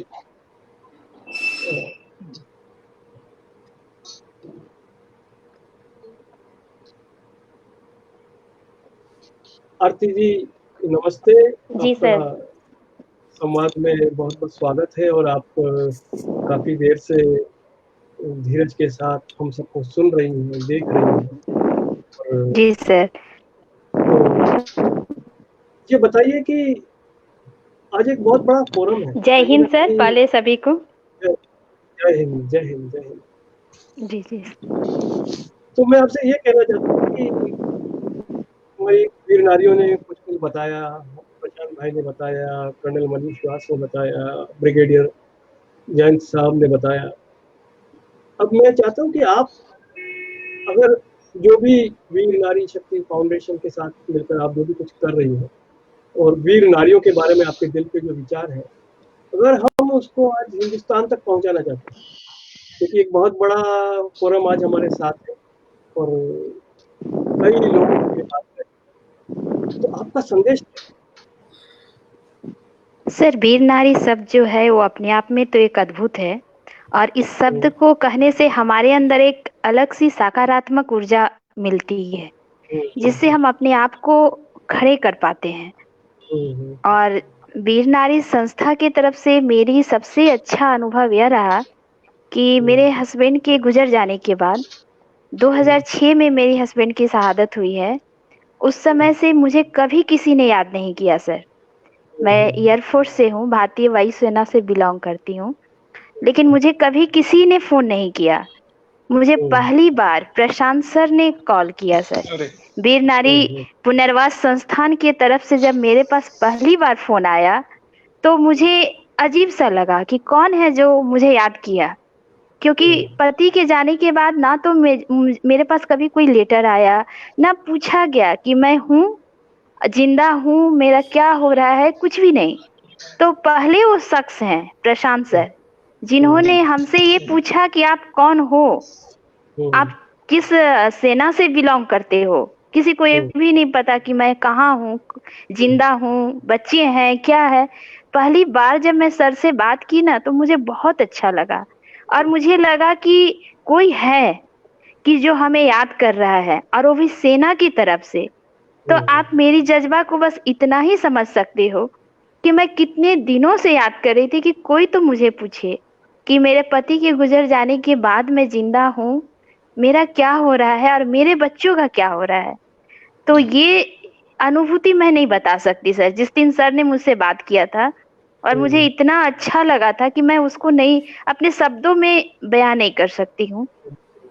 और दूसरा, मुझे इतना खुशी लगा इस संस्था में आके सर, कि संस्था से जब हम जुड़े तो लगा कि मैं तो खड़ी हो चुकी हूँ, क्योंकि हम लोग तो बहुत सारा समय अपना निकाल दिए, काफी समय हो गया हमारे पति के गुजरने की, लेकिन बहुत सारी ऐसी बहनें हैं जो हमें देखकर हिम्मत पाती हैं, और हम उन्हें बात करते हैं, अपने बारे में बताते हैं, तो अपनी भावुकता, अपने साथ जो हमारी परिस्थिति आई है, उनसे हम उन्हें खड़े कर पाते हैं।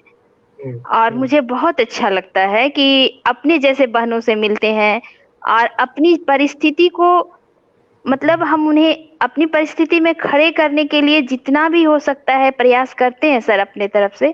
ये अनुभव हमें कहीं और नहीं मिल सकता है। ये संस्था ही ऐसी है जिसमें हमसे पहले जो पुरानी, मतलब या जो पहले वीर बहन बन चुकी हैं और जो अभी बन रही हैं, तो हर तरह की वीर बहनों से हम मिलते हैं, हर तरह के अनुभव को साझा करते हैं। बिल्कुल बिल्कुल आपने सही बोला। और ये मेरे ख्याल से प्रशांत भाई, ये जो बात है ना, कि कोई हमारे बारे में सोच रहा है, यही अपने आप में बहुत बड़ी बात है। जी जी जी सर। सर बहुत के साथ ऐसा होगा कि उन्हें कोई नहीं पूछता है सर कि वो कहाँ है, किस कोने में है। तो ये प्रशांत सर का सबसे अच्छा जज्बा है कि वो याद तो करते हैं ना उन लोगों को। आपने बिल्कुल सही बात की। तो देश कहीं ना कहीं आपको याद करता है, देश आपके साथ खड़ा है। प्रशांत भाई आज मेरे लिए देश के प्रतिनिधि बनकर खड़े हैं। जी जी जी सर। जयमाला जी भी हमारे साथ है, वीर नारी जयमाला जी, आपका भी स्वागत है। और आप 2 शब्द हमारे दर्शकों से कहना चाहेंगे? एक वीर नारी के रूप में आप क्या कहना चाहते हैं सब लोगों से? वीर नारी के रूप में मैं यही कहना चाहती हूँ कि वीर नारी बहन जो है हम लोग। जी आवाज आ रही है? पहले अपना इंट्रोडक्शन कुछ दे। सर आवाज आ रही है? जी आ रही है, आवाज आ रही है। आवाज आ रही है? हाँ जी हाँ जी हाँ जी आवाज आ रही है। सर बट नहीं अच्छी हो रहा सर आवाज आ रही है आपकी, प्लीज बोलिए। हेलो हेलो हेलो आप बोलते रहिए, आपकी आवाज आ रही है। हेलो ओके, मेरे ख्याल से हमारी आवाज उन तक नहीं जा पा रही है। और पर आप हमारे साथ बने रहिए, हम आपका स्वागत करते हैं। और सर मैं आवाज आ रही है सर? हाँ आवाज आ रही है। बोलना चाहती हूँ सर। मैं जयमाला भारतीय सेना की हूँ, एक वीर नारी। मेरे पति 2000 सर आवाज आ रही 2012 में शहीद हुए थे। और मेरी उम्र में शहीद हुए थे और मैं 27 साल की थी और मेरी बड़ी बेटी 6 साल की थी और मेरी बेटी थी वो 2 साल की थी। और मुझे ये संस्था बहुत ही अच्छी लगती है। हमें भी बहुत जानकारी मिले। पहले कुछ नहीं जानते। मैं तो ज्वाइंट फैमिली से हूँ, मुझे कुछ नहीं जानकारी। एक समाज में रहना और परिवार में ही बंध के रह गई, परिवार के ही भाषा समझे, सिर्फ बाहर के नॉलेज मुझे नहीं मिलता है। जब मैं थोड़ी सी संस्था में जुड़ी तो बात हुई तो मुझे भी अब हमें लगा हमें भी कोई मुझे भी अब जागने की अब है उत्साह। हमें भी अब कुछ करके दिखाने। जब मेरे पति देश के लिए करके गए तो मुझे क्यों नहीं फर्ज है, मैं भी करना चाहती हूँ। मैं भी कुछ करना चाहती। मेरे जैसे भी कितनी भी नारियां गांव में कुछ नहीं उनको नॉलेज, उनको भी हमें जगाना है। एक ही लाइन बोलना था। तो वो उस तरह ही नहीं जाएगा, देर हो रहा है, टाइम हो रहा है। तो हम आपका को बुलाए थे। हेलो थोड़ा नेटवर्क का इशू है आई गेस। तो सुन पा रहे हैं आप? पर आपको सुन पा रहे हैं जयमाला जी, बोले आप। जी। तो हमें भी हम भी सोचते हैं कि क्यों नहीं वीर नारियां जो गांव में है उन लोग को तो कुछ नहीं, उन लोग को परिवार में ही बंधी रही है, कुछ नहीं है। अभी मैं एक सरिता है उन मैं उनसे बात की हूँ 2 दिन पहले, 1 घंटे कुछ अपने बारे में बताया तो हो रही थी।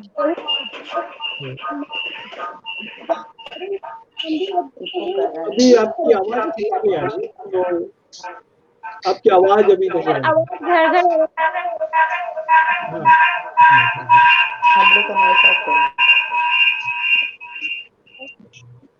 तो हम आपसे एक बार फिर बात करेंगे। अभी तो वीर नारियों के साथ बात करने की एक शुरुआत हुई है और हमारे ब्रिगेडियर साहब भी सब वीर नारियों के साथ एक एक करके बात करने वाले हैं।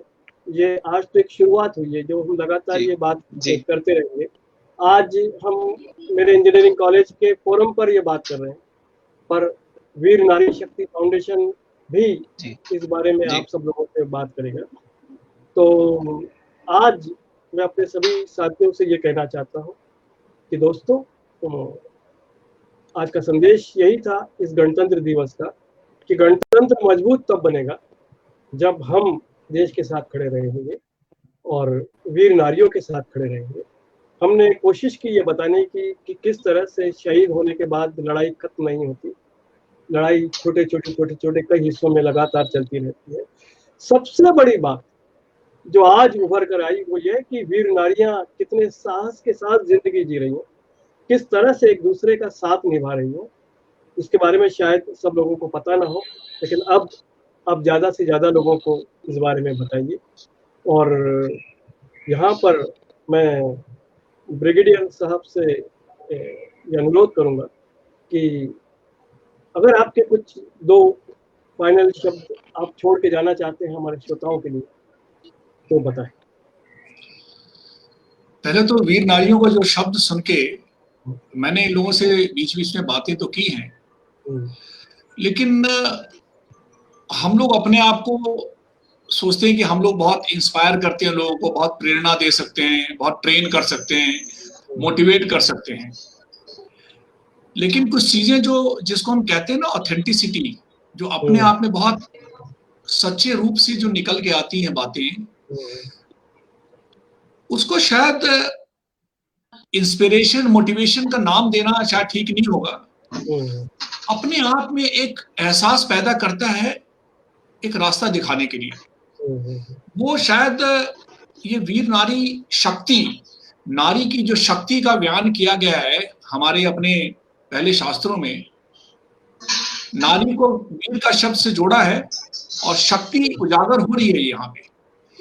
एक्चुअली मैंने जो बताया कि हम सिपाही खुश रहते हैं और अपने काम को कार्यान्वित कर पाते हैं बॉर्डर पे, उसमें हमारी वाइफ्स का बहुत बड़ा रोल होता है हमको उस माइंड में रखने के लिए, तो बहुत बड़ा रोल है।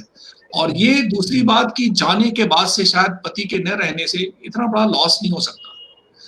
और ये शब्द जो है ना, जो बताया कि टिक करना है, विधवा करना, ये एक सोच के ही ना सिहरन पैदा हो जाती है। मैं उस बात को सुन रहा था कि कल तो मैं उस पर टिक करती थी, आज उस पर टिक करती, मैं रोती रही, तो क्यों ना वीर नारी ही बोला जाए।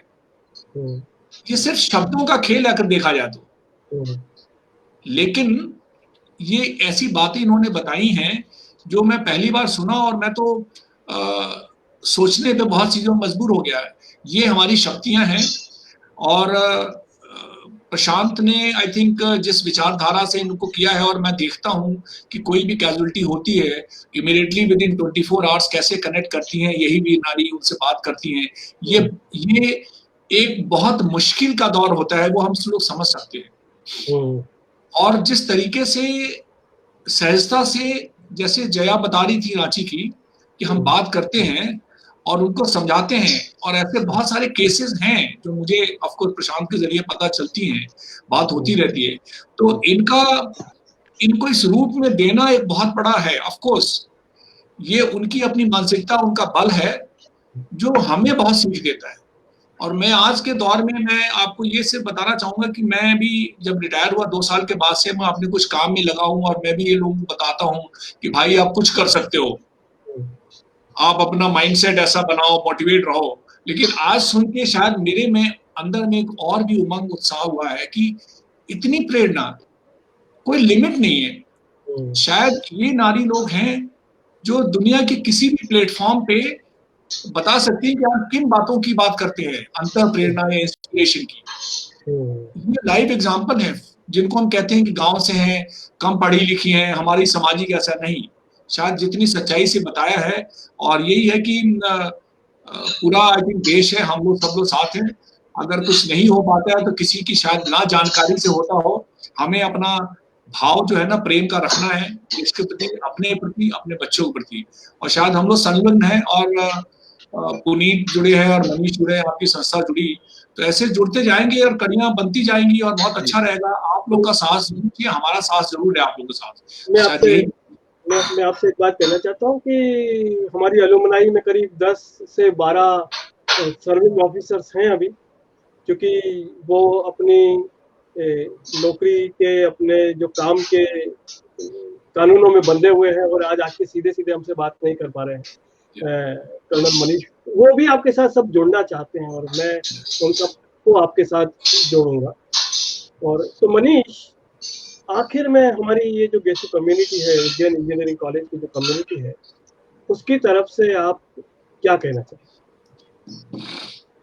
हैं? सर, मुझे ऐसा लगता है कि जैसे आपने कहा कि शब्दों के माध्यम से खाली भावनाएं व्यक्त करना तो एक तरह से अन्याय होगा। वीर नारी के साथ अगर हमको जुड़ना है सर, तो तन मन और धन, ये तीन चीजें तीनों चाहिए। इसमें एक से करने से समझौता नहीं होगा, क्योंकि सर जो तन की वैल्यू है, तन की वैल्यू को अगर मैं संक्षेप में डिफाइन करूं तो जो वीर नारी आप देख रहे हैं, अगर कोई 2004 या 2008 के बाद भी जाके उनके घर पे जाके उनको सिर्फ इतना कहता है, थैंक यू मैडम, आपके पति ने आज हम यहाँ सांस ले पा रहे हैं, इसमें आपके पति का बहुत बड़ा योगदान है। मेरा ख्याल है एक बहुत बड़ा स्टेप होगा सर, क्योंकि आज हम 15 अगस्त को या 26 जनवरी को ही पकड़ लें सर, और मैं तो ज्यादा दूर की बात करता नहीं हूँ।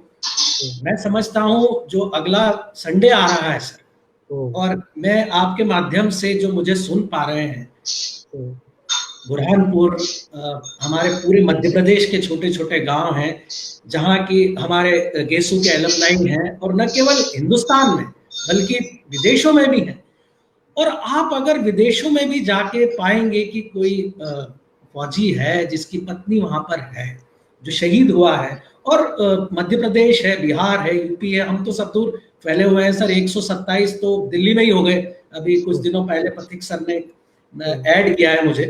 तो अगर हम तन के माध्यम से जाके उन वीर, वो एक शौक होगा उनके लिए कि ये, आप सिर्फ ये बताइए कि हमें कुछ दिनों पहले ये पता चला है कि एक वीर नारी को कोई शब्द होता है, और हम आपके बहुत शुक्रगुजार हैं कि आपके पति ने जो शहादत दी है, और आज हम, मेरे बच्चे, मेरी पत्नी, जो आज हम इस स्वतंत्रता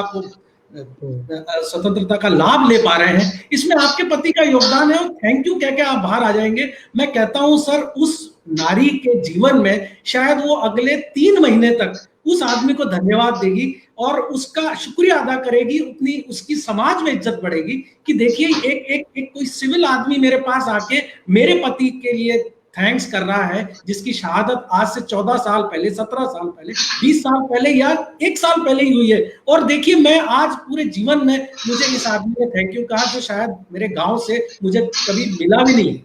तो मैं समझता हूँ सर, तन जिसके बारे में अगर बात की जाए तो इतना छोटा सा तो हम कर ही सकते हैं। दूसरा सर, मन जो है, हम बोलते बोलते भावुक हो रहे हैं सर। हमारा मन बिल्कुल जुड़ा हुआ है इन बच्चियों के साथ, इन महिलाओं के साथ। आज जब कोई 17-18 साल की बच्ची अगर देखा जाए, जैसे कि व्यक्त किया है, तो आप मन से इनके साथ जुड़िए। ये ऊपरी बात से नहीं चलेगा। आप मन से अगर आप जुड़ेंगे तो आपको रास्ता क्या करना है ये अपने आप जुड़ जाएगा। आज हम अपने माता पिता से, अपने गेसू से, अगर मैं कहा जाए अपने शहर से, हम मन से जुड़े हैं सर। तो मन से जुड़े हैं तो दिल्ली में है, चाहे न्यूयॉर्क में है, न्यू जर्सी में है, हम 5 लोग इकट्ठे हो जाते हैं और एक गेट टुगेदर कर लेते हैं, क्योंकि हमारे मन का बॉन्ड, इंजीनियरिंग कॉलेज का बॉन्ड इतना स्ट्रांग है। आप इस मन से जुड़िए सर इनसे। और धन, मैं चूंकि ये फोरम ऐसा नहीं है सर कि जहां मैं कुछ, लेकिन मैं इतना जरूर प्रशांत जी को जानता हूं और मैं ये विश्वास दिलाना चाहता हूं कि हम आपके एटलीस्ट कुछ लोग आपको धन के माध्यम से मदद करना चाहेंगे, और वो ऊंट के मुंह में जीरे के समान होगा। लेकिन मैं करबद्ध प्रार्थना करता हूं कि आप इसको स्वीकार करें, क्योंकि देखिए, धन की अपनी महत्ता है। आप चाहे लाख प्रवचन दे दें, आप लाख शब्दों में, लेकिन जो 1000 रुपए काम करता है वो 1000 रुपए ही करता है। वीर नारी होगी, उसकी बच्ची को भी में जाना पड़ेगा, उसको फीस देनी पड़ेगी। आप प्रवचन देते रहिए, आप 2 घंटे तक देते रहिए, लेकिन अगर आपको चेक करने की बारी आए और अगर आपको अपनी जेब से 5000 रुपए देने, तो आपके मन में ऐसा आता है कि भाई ये तो दुनिया इसके पीछे है। तो मैं सर, धन की भी भूलना नहीं चाहिए, लेकिन धन की अपनी महत्ता। और अगर हमें गवर्नमेंट इंजीनियरिंग जो जय ने सर उस 4 साल में, 5 साल में अगर इस स्थिति में पहुंचाया है कि आज हमारे लिए 50,000, 1 लाख और कुछ तो डॉलर्स में कमा रहे हैं सर, कुछ नहीं है हमारे लिए, वो एक कुएं से एक लोटा है। लेकिन आप देख रहे हैं ये जो बच्चियां हैं, जो लेडीज हैं, और सर आपको आश्चर्य होगा कि इस वर्ष ही सिर्फ 2000 में 100 वीर नारियां बनी होंगी सर, मैं केवल नाम पढ़ रहा था। 100 शहीद हुए हैं सर। और ये उस दौरान हम अगर इस संस्था से अगर जुड़ के तन से भी आप सहयोग कीजिए, ठीक है सर, धन अपनी अपनी क्षमता होती है, अपना अपना, लेकिन आप तन मन तो दे सकते हैं ना। अगर हम केवल व्हाट्सएप पे, सोशल मीडिया पे अगर रहेंगे और फिजिकली हम हमारे घर से 6 कदम दूरी पे अगर कोई शहीद हुआ है उसके घर में जाने में शर्म करेंगे, तो सर मुझे लगता है हमसे बड़ा कोई गुनहगार नहीं है दुनिया में। तो मैं ये अपने गेसू के जितने अलमनाई हैं उनसे मैं इस बात को कहना चाहूंगा कि तन मन और धन से जुड़ने का प्रयास करें, क्योंकि प्रशांत जी आप देखिए एक फौजी के बेटे हैं, लेकिन वो एक कितना बड़ा काम कर रहे हैं कि शायद हम लोग आपको ऐसा समझते हैं कि हम लोग उस संस्था से क्यों नहीं जुड़ पाए। और सर मैं थोड़ा सा भावुक हो रहा हूँ, लेकिन मैं एक छोटा सा 2-3 मिनट का समय लेके आपसे बात करना चाहूंगा कि जब मैं पहली बार एक शहीद को गांव में मुझे मौका मिला, जब उसकी शहादत के साथ तिरंगे में लिपटा हुआ, जब हम गांव में पहुंचे तो मेरे कमांडिंग ऑफिसर ने कहा कि मनीष तुम जाके ये उसको सम्मान देते हुए उसके गांव चले जाओ। सर एक माँ और एक पत्नी जब सामने से उस शहीद के पास आती हैं, वो एक ऐसा लम्हा है सर कि शायद हमें ऐसा लगता है कि वो पूरी टूट चुकी होती है। और जैसे बच्ची उस शहीद की एक बच्ची भी थी सर, वो बच्ची एक बहुत अनुभूति निगाहों से, क्योंकि उसने जीवन में क्या खोया है सर इसका एहसास नहीं है। जब मैं वीर नारी शब्द यूज कर रहा हूं सर, तो मैंने उस लड़की की आंखों में देखा है कि वो अपनी बच्ची को संभालती है, वो अपनी बच्ची का हाथ पकड़ती है और बोलती है कि कोई बात नहीं। और उसकी सास माँ चूंकि 60-70 हो चुकी होती है, उस माँ को संभालती है, उस बच्ची को संभालती है और अपना एक स्ट्रॉन्ग, जिसको कहना चाहिए कि फ्रंट खड़ा करती है, क्योंकि उसे मालूम है अगर मैं भी उसी भावावेश में आके अगर मेरी आंखों से आंसू निकल गए या मैं बिल्कुल निढाल हो गई, तो मेरी सासू माँ को कौन बचाएगा और मेरी बच्ची को कौन बचाएगा। ये वर्तमान जो उस दुख को झेलता है सर, वो उस पास्ट को नहीं झेल पाता और वो उसके पास एक फ्यूचर की जिम्मेदारी है। मैं हर बार यही कहना चाहता हूं कि मैं जब पहली बार उस चीज को मैंने आत्मसात किया सर, तो जब मैंने ये कुछ सर्कमस्टांसेस थे कि जब मुझे फौज से ये लेना पड़ा, तो मैं यही सोचा कि मैं इन लोगों से किस तरह अब जुड़ पाऊं। जैसे मैंने आपसे शुरू में कहा था कि अगर तो जीवन शहीद हो गए तो ठीक है, लेकिन अगर नहीं ईश्वर ने जीवन दिया है तो किस तरह से हम इन लोगों के दुख दर्द को थोड़ा सा कम कर सकें।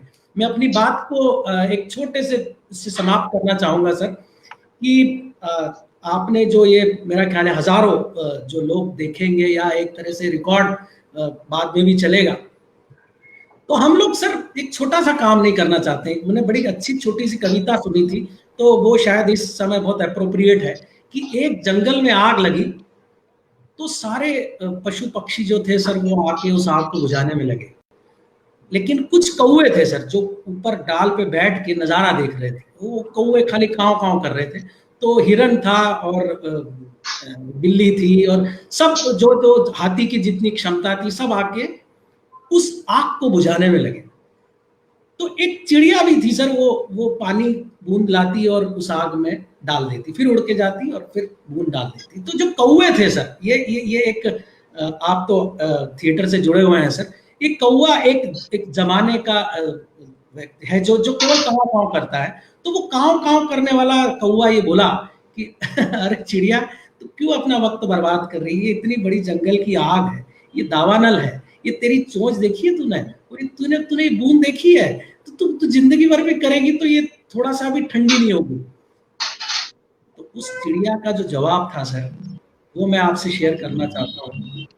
उस चिड़िया का ये जवाब था कि मुझे मालूम है कौवे राजा कि मेरी चोंच कितनी है, मुझे ये भी मालूम है कि आग कितनी बड़ी है, मुझे ये भी मालूम है कि मेरी चोंच के पानी से इसका कुछ असर नहीं होगा, लेकिन मैं सिर्फ एक बात के लिए अपनी चोंच से इसमें पानी डाल रही हूं, क्योंकि जब इतिहास लिखा जाएगा तो मेरा नाम न कौवों में न चुपचाप देखने वालों में और न आग लगाने वालों में लिखा जाएगा, मेरा नाम लिखा जाएगा कि मैंने भी इस आग को बुझाने में मदद की है। सर हम इतिहास बना सकते हैं सर।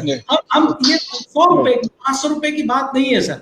मैं उस फाइनेंशियल पार्ट पे आ ही नहीं रहा हूँ, प्रशांत जी साथ में हैं, बड़े बड़े कॉर्पोरेट्स हैं सर जिनके पास हजारों लाखों करोड़ों रुपए है।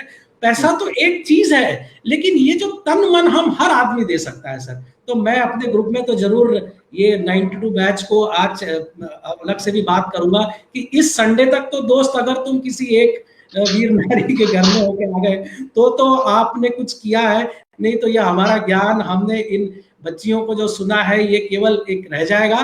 धन की जो है जिसकी इतनी क्षमता है वो तो मैं अलग से प्रशांत जी से बात करूंगा, लेकिन ये तन मन धन और ये छोटी सी कि आपकी चोंच में थोड़ा सा पानी है, ये बहुत बड़ा दावानल है। 100 वीर नारी हमने इकट्ठी कर ली है सिर्फ केवल 2020-21 में, और 21-22 में भी 100 और इकट्ठी हो जाएंगी।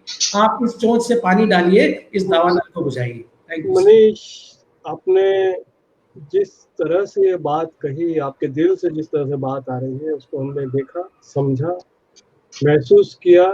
और मैं कहना चाहता हूँ कि वो चिड़िया की चोंच में जो 2 बूंद पानी है और आपकी आंखों में जो 2 बूंद पानी था, वो बहुत शक्तिशाली है, बड़ी बड़ी आग को बुझाने के लिए काफी है। और जेसु की कम्युनिटी, हमारी कम्युनिटी से मैं कहना चाहता हूँ, तन मन धन से हम सहयोग करें। और सहयोग करने से ज्यादा बड़ी बात जो आपने कही कर्नल मनीष की, हम भी उसमें शामिल थे। तो आज मेरा 2 बूंद तो शायद इतना था कि मैं इस खबर को सब तक पहुंचा सकूं कि वीर नारी भी जंग लड़ती है। मुझे ऐसा लगता है कि इस कार्यक्रम के माध्यम से ये बात अधिक से अधिक लोगों तक पहुंची होगी। प्रशांत भाई, आप चाहें तो चैट बॉक्स में डिटेल्स भी डाल सकते हैं, ताकि ये जो लोग आपकी सहायता करना चाहते हैं, और सहायता करने से ज्यादा मैं कह रहा हूँ, सहायता करने वाले हम कौन होते हैं, जो आपके साथ जोड़ना चाहते हैं किसी न किसी, वो आपसे जी तो जी जरूर वेबसाइट का पता अभी उसमें दे सकते हैं। कोई दूसरी डिटेल्स अगर हैं तो आप उसमें दे सकते हैं, या आप चाहें तो बाद में दे सकते हैं, पर उसके बाद वो इस रिकॉर्डिंग के माध्यम से बात दूर तक नहीं जाएगी, फिर वो केवल हमारे ग्रुप में रहेगा। जी, तो आप लोग जो भी वॉलंटियर करना चाहते हैं इंटेलेक्चुअली, उनका बहुत स्वागत है। और ये एक अपने आप में एक ऐसा प्लेटफॉर्म है, क्योंकि अभी तक बाहर के लोग कभी इस तरीके का प्लेटफॉर्म नहीं जान पाए थे जिसमें वो शहीदों को हेल्प कर पाए। तो जो हमारी गैर सरकारी संस्थान है वो आप वीर नारी शक्ति रिसेटलमेंट फाउंडेशन अगर डालेंगे गूगल पे, और ऐसी वेबसाइट भी है, हम लोग लिंक्डइन पे भी हैं, फेसबुक पे भी हैं, ट्विटर इस पे भी हैं, तो वहां से भी आप सर्च कर सकते हैं। बाकी हमारा फाउंडेशन का नंबर है 98210। एक मिनट लिख दो।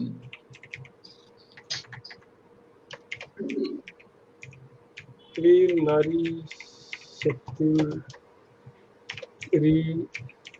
रिसेटलमेंट फाउंडेशन, फोन नंबर बताइए।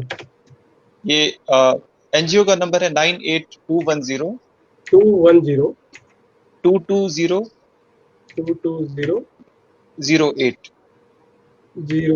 मैं फिर से रिपीट करता हूँ, 98210 22008।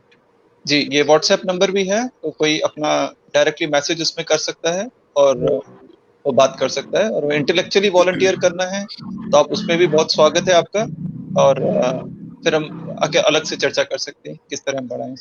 और मैं सब लोगों से बात करना चाहता हूँ, सब दोस्तों से, कि प्रशांत बहुत खुले दिल से बात करते हैं और हमेशा बात करने के लिए तत्पर रहते हैं, तो आप बिना झिझक के उनकी बात कीजिए।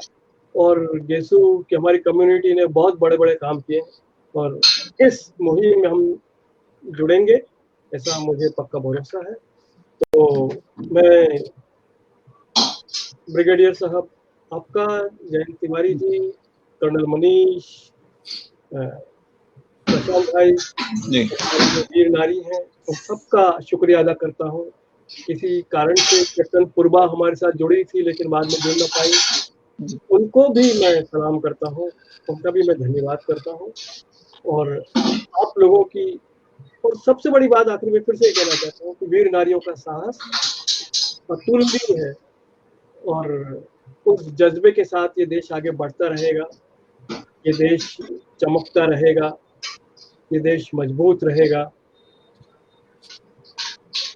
और ये देश वीर देश होगा, ये देश मजबूत देश होगा अगर हम सबके अंदर भी वो भावना आ सके। तो उन्हीं शब्दों के साथ मैं आप सब गणमान्य लोगों से इजाजत चाहता हूँ कि आज के इस जो सेशन है इसको मैं यहाँ पर विराम दूँ। मैं विराम बार बार हमेशा बोलता हूँ विराम दूँ, क्योंकि हम फिर से मिलना चाहेंगे, फिर से एक बार बात करना चाहेंगे, शायद और डिटेल में कभी बात करेंगे। तो आपकी इजाजत। ब्रिगेडियर सर, बहुत अच्छा लगा। और वीर नारियां जो अभी हमारे साथ दिख नहीं रही हैं, उन सबको मैं सलाम करता हूँ, बार बार सलाम करता हूँ, और उनका जो जज्बा जो आज हमने पकड़ा है उसको अपने दिल में हम बसा कर रखेंगे। जय हिंद। जय हिंद।